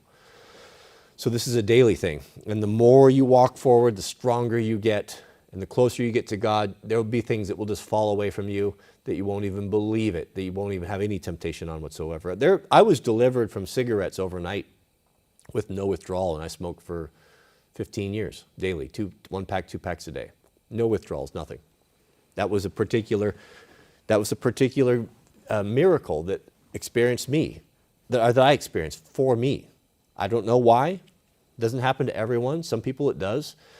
But you don't hear me building a theology on top of that, because that was a personal thing for me, and I'm grateful for it. But even if he hadn't done it, it wouldn't have made any difference. He would have given me what I needed to get through it. But once you do that, then the second, love God with all your heart, with all your strength, and all your mind. And what is to love God? You love God by keeping his commandments the best you can. And the second is love your neighbor as yourself. Again, not manufacturing a false love. You can't manufacture or pretend to love someone you don't. If your neighbor is an a-hole, you can't pretend to love him, right? What that means is you carry one another's burdens. Love God by keeping his commandments and carry one another's burdens. When you have the opportunity to be of help to someone, to relieve suffering, to be of assistance, to get them out of a bind, we have an obligation to do that. That's it. I mean, there's nothing more. You don't need to know anything more than that to get started. We have a super chat from Anthony V. And shout out to you, Blue Collar Spartan. Everyone pray for Blue Collar Spartan tonight. A man is close to God when he's asking that sort of questions. The reason why you're asking these questions is God is moving upon you. He wants you. He needs you for this work. That's why you're here. It's a great honor. It's a great honor to be called out of the world in the end times to be a soldier for Christ. It's a great honor. It's like being selected for special forces. We have a super chat from Anthony V. Welcome, Anthony. Anthony says, thoughts on including live call-ins, 2 to 3 minute calls during your live stream may help some of the people asking questions with little or no context. I have done that before, and without a call screener, it turns into a dumpster fire. You have to have someone calling. And even with a good call screener, you'll still have clever people that will sneak by. This is live, right? And they can throw expletives. They could say particular things that you wouldn't be able to cancel or to deal with, and they would get out there, and you'd immediately lose your channel. The days of the call-in show, I agree, that would be a better medium. I would much prefer to do that, but it's not possible. I don't see how it's possible. We have a super chat from Gypsy Jeeper, our new member. Welcome, Gypsy Jeeper. Welcome. Great to have you here. Thank you for supporting us. Welcome. And Joe C., 3-year member, one of the OGs. Joe C. writes, what's your opinion on the future of cities like Portland, Seattle? Think they'll ever return to what they used to be? I don't think so. No, I don't think so. I think that they'll basically degrade into, they're basically just going to turn into like the inner city in Detroit, where all of the people will basically just flee, and it's already turning into that. Buildings boarded up. Nope, I don't think so. I think that they're lost. It would have to, I just can't even imagine. It's just there's been too much programming for the upcoming generations. The people, my generation, Generation X, was the last generation that I'm not going to say that we escaped the indoctrination, but we were the last generation to see those that had, meaning the greatest generation or my grandfather's era. True humans before corruption set in, before a complete onslaught of propaganda. The people that are coming into power that live in these areas, the Gen Zers, are products of modern education, modern propaganda, and they are even more left than the current folks that are there. They're the ones that are going to be coming in and running things. And like it or not, they are a direct result of the colleges that have been infiltrated by people who don't share our values. And you have sent your children into those and paid to have that done. So, we all bear responsibility for that, don't we? So that's who's coming into power. So no, not only is it bad now, but it will get worse because this is the situation.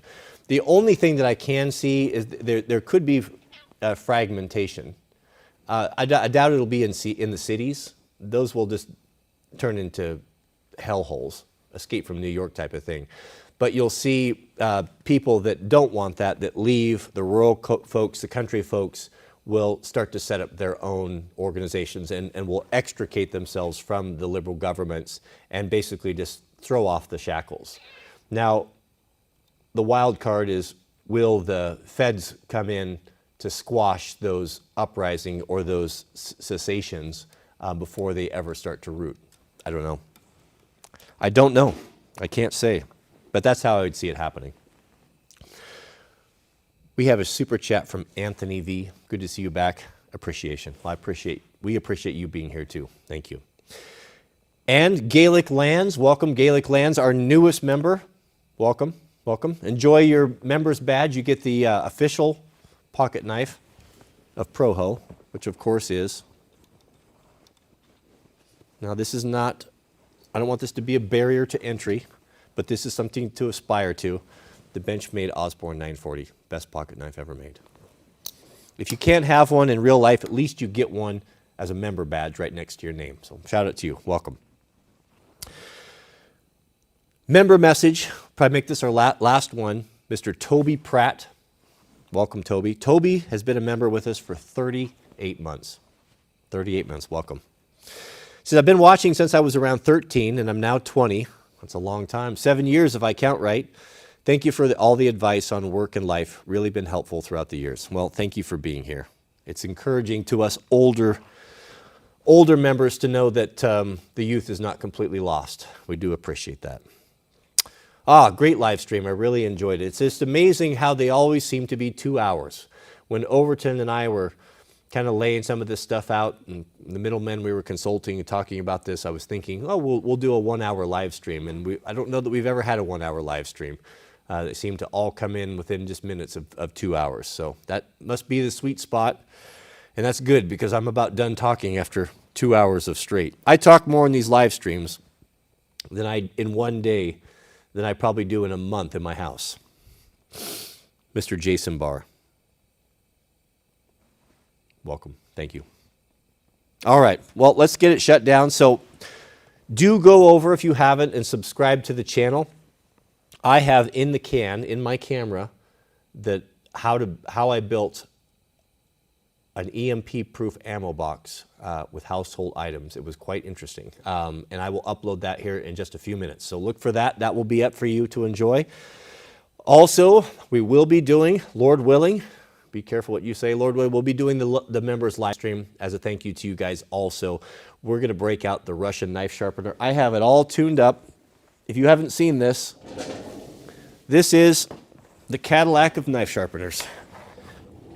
And this is the official one they made for me with my name on it. And if you want things done properly, my knives, so here's how I work usually. I break this out about twice a year because this makes them real nice right here. Makes them perfect. It brings them back to better than original factory condition. But it's a little bit more tedious. It's a bit of a process. It's a very enjoyable process, but it takes a little bit longer. So in the interim, I use the, what's the name of it? The Quick Sharp. Is it the Quick Sharp?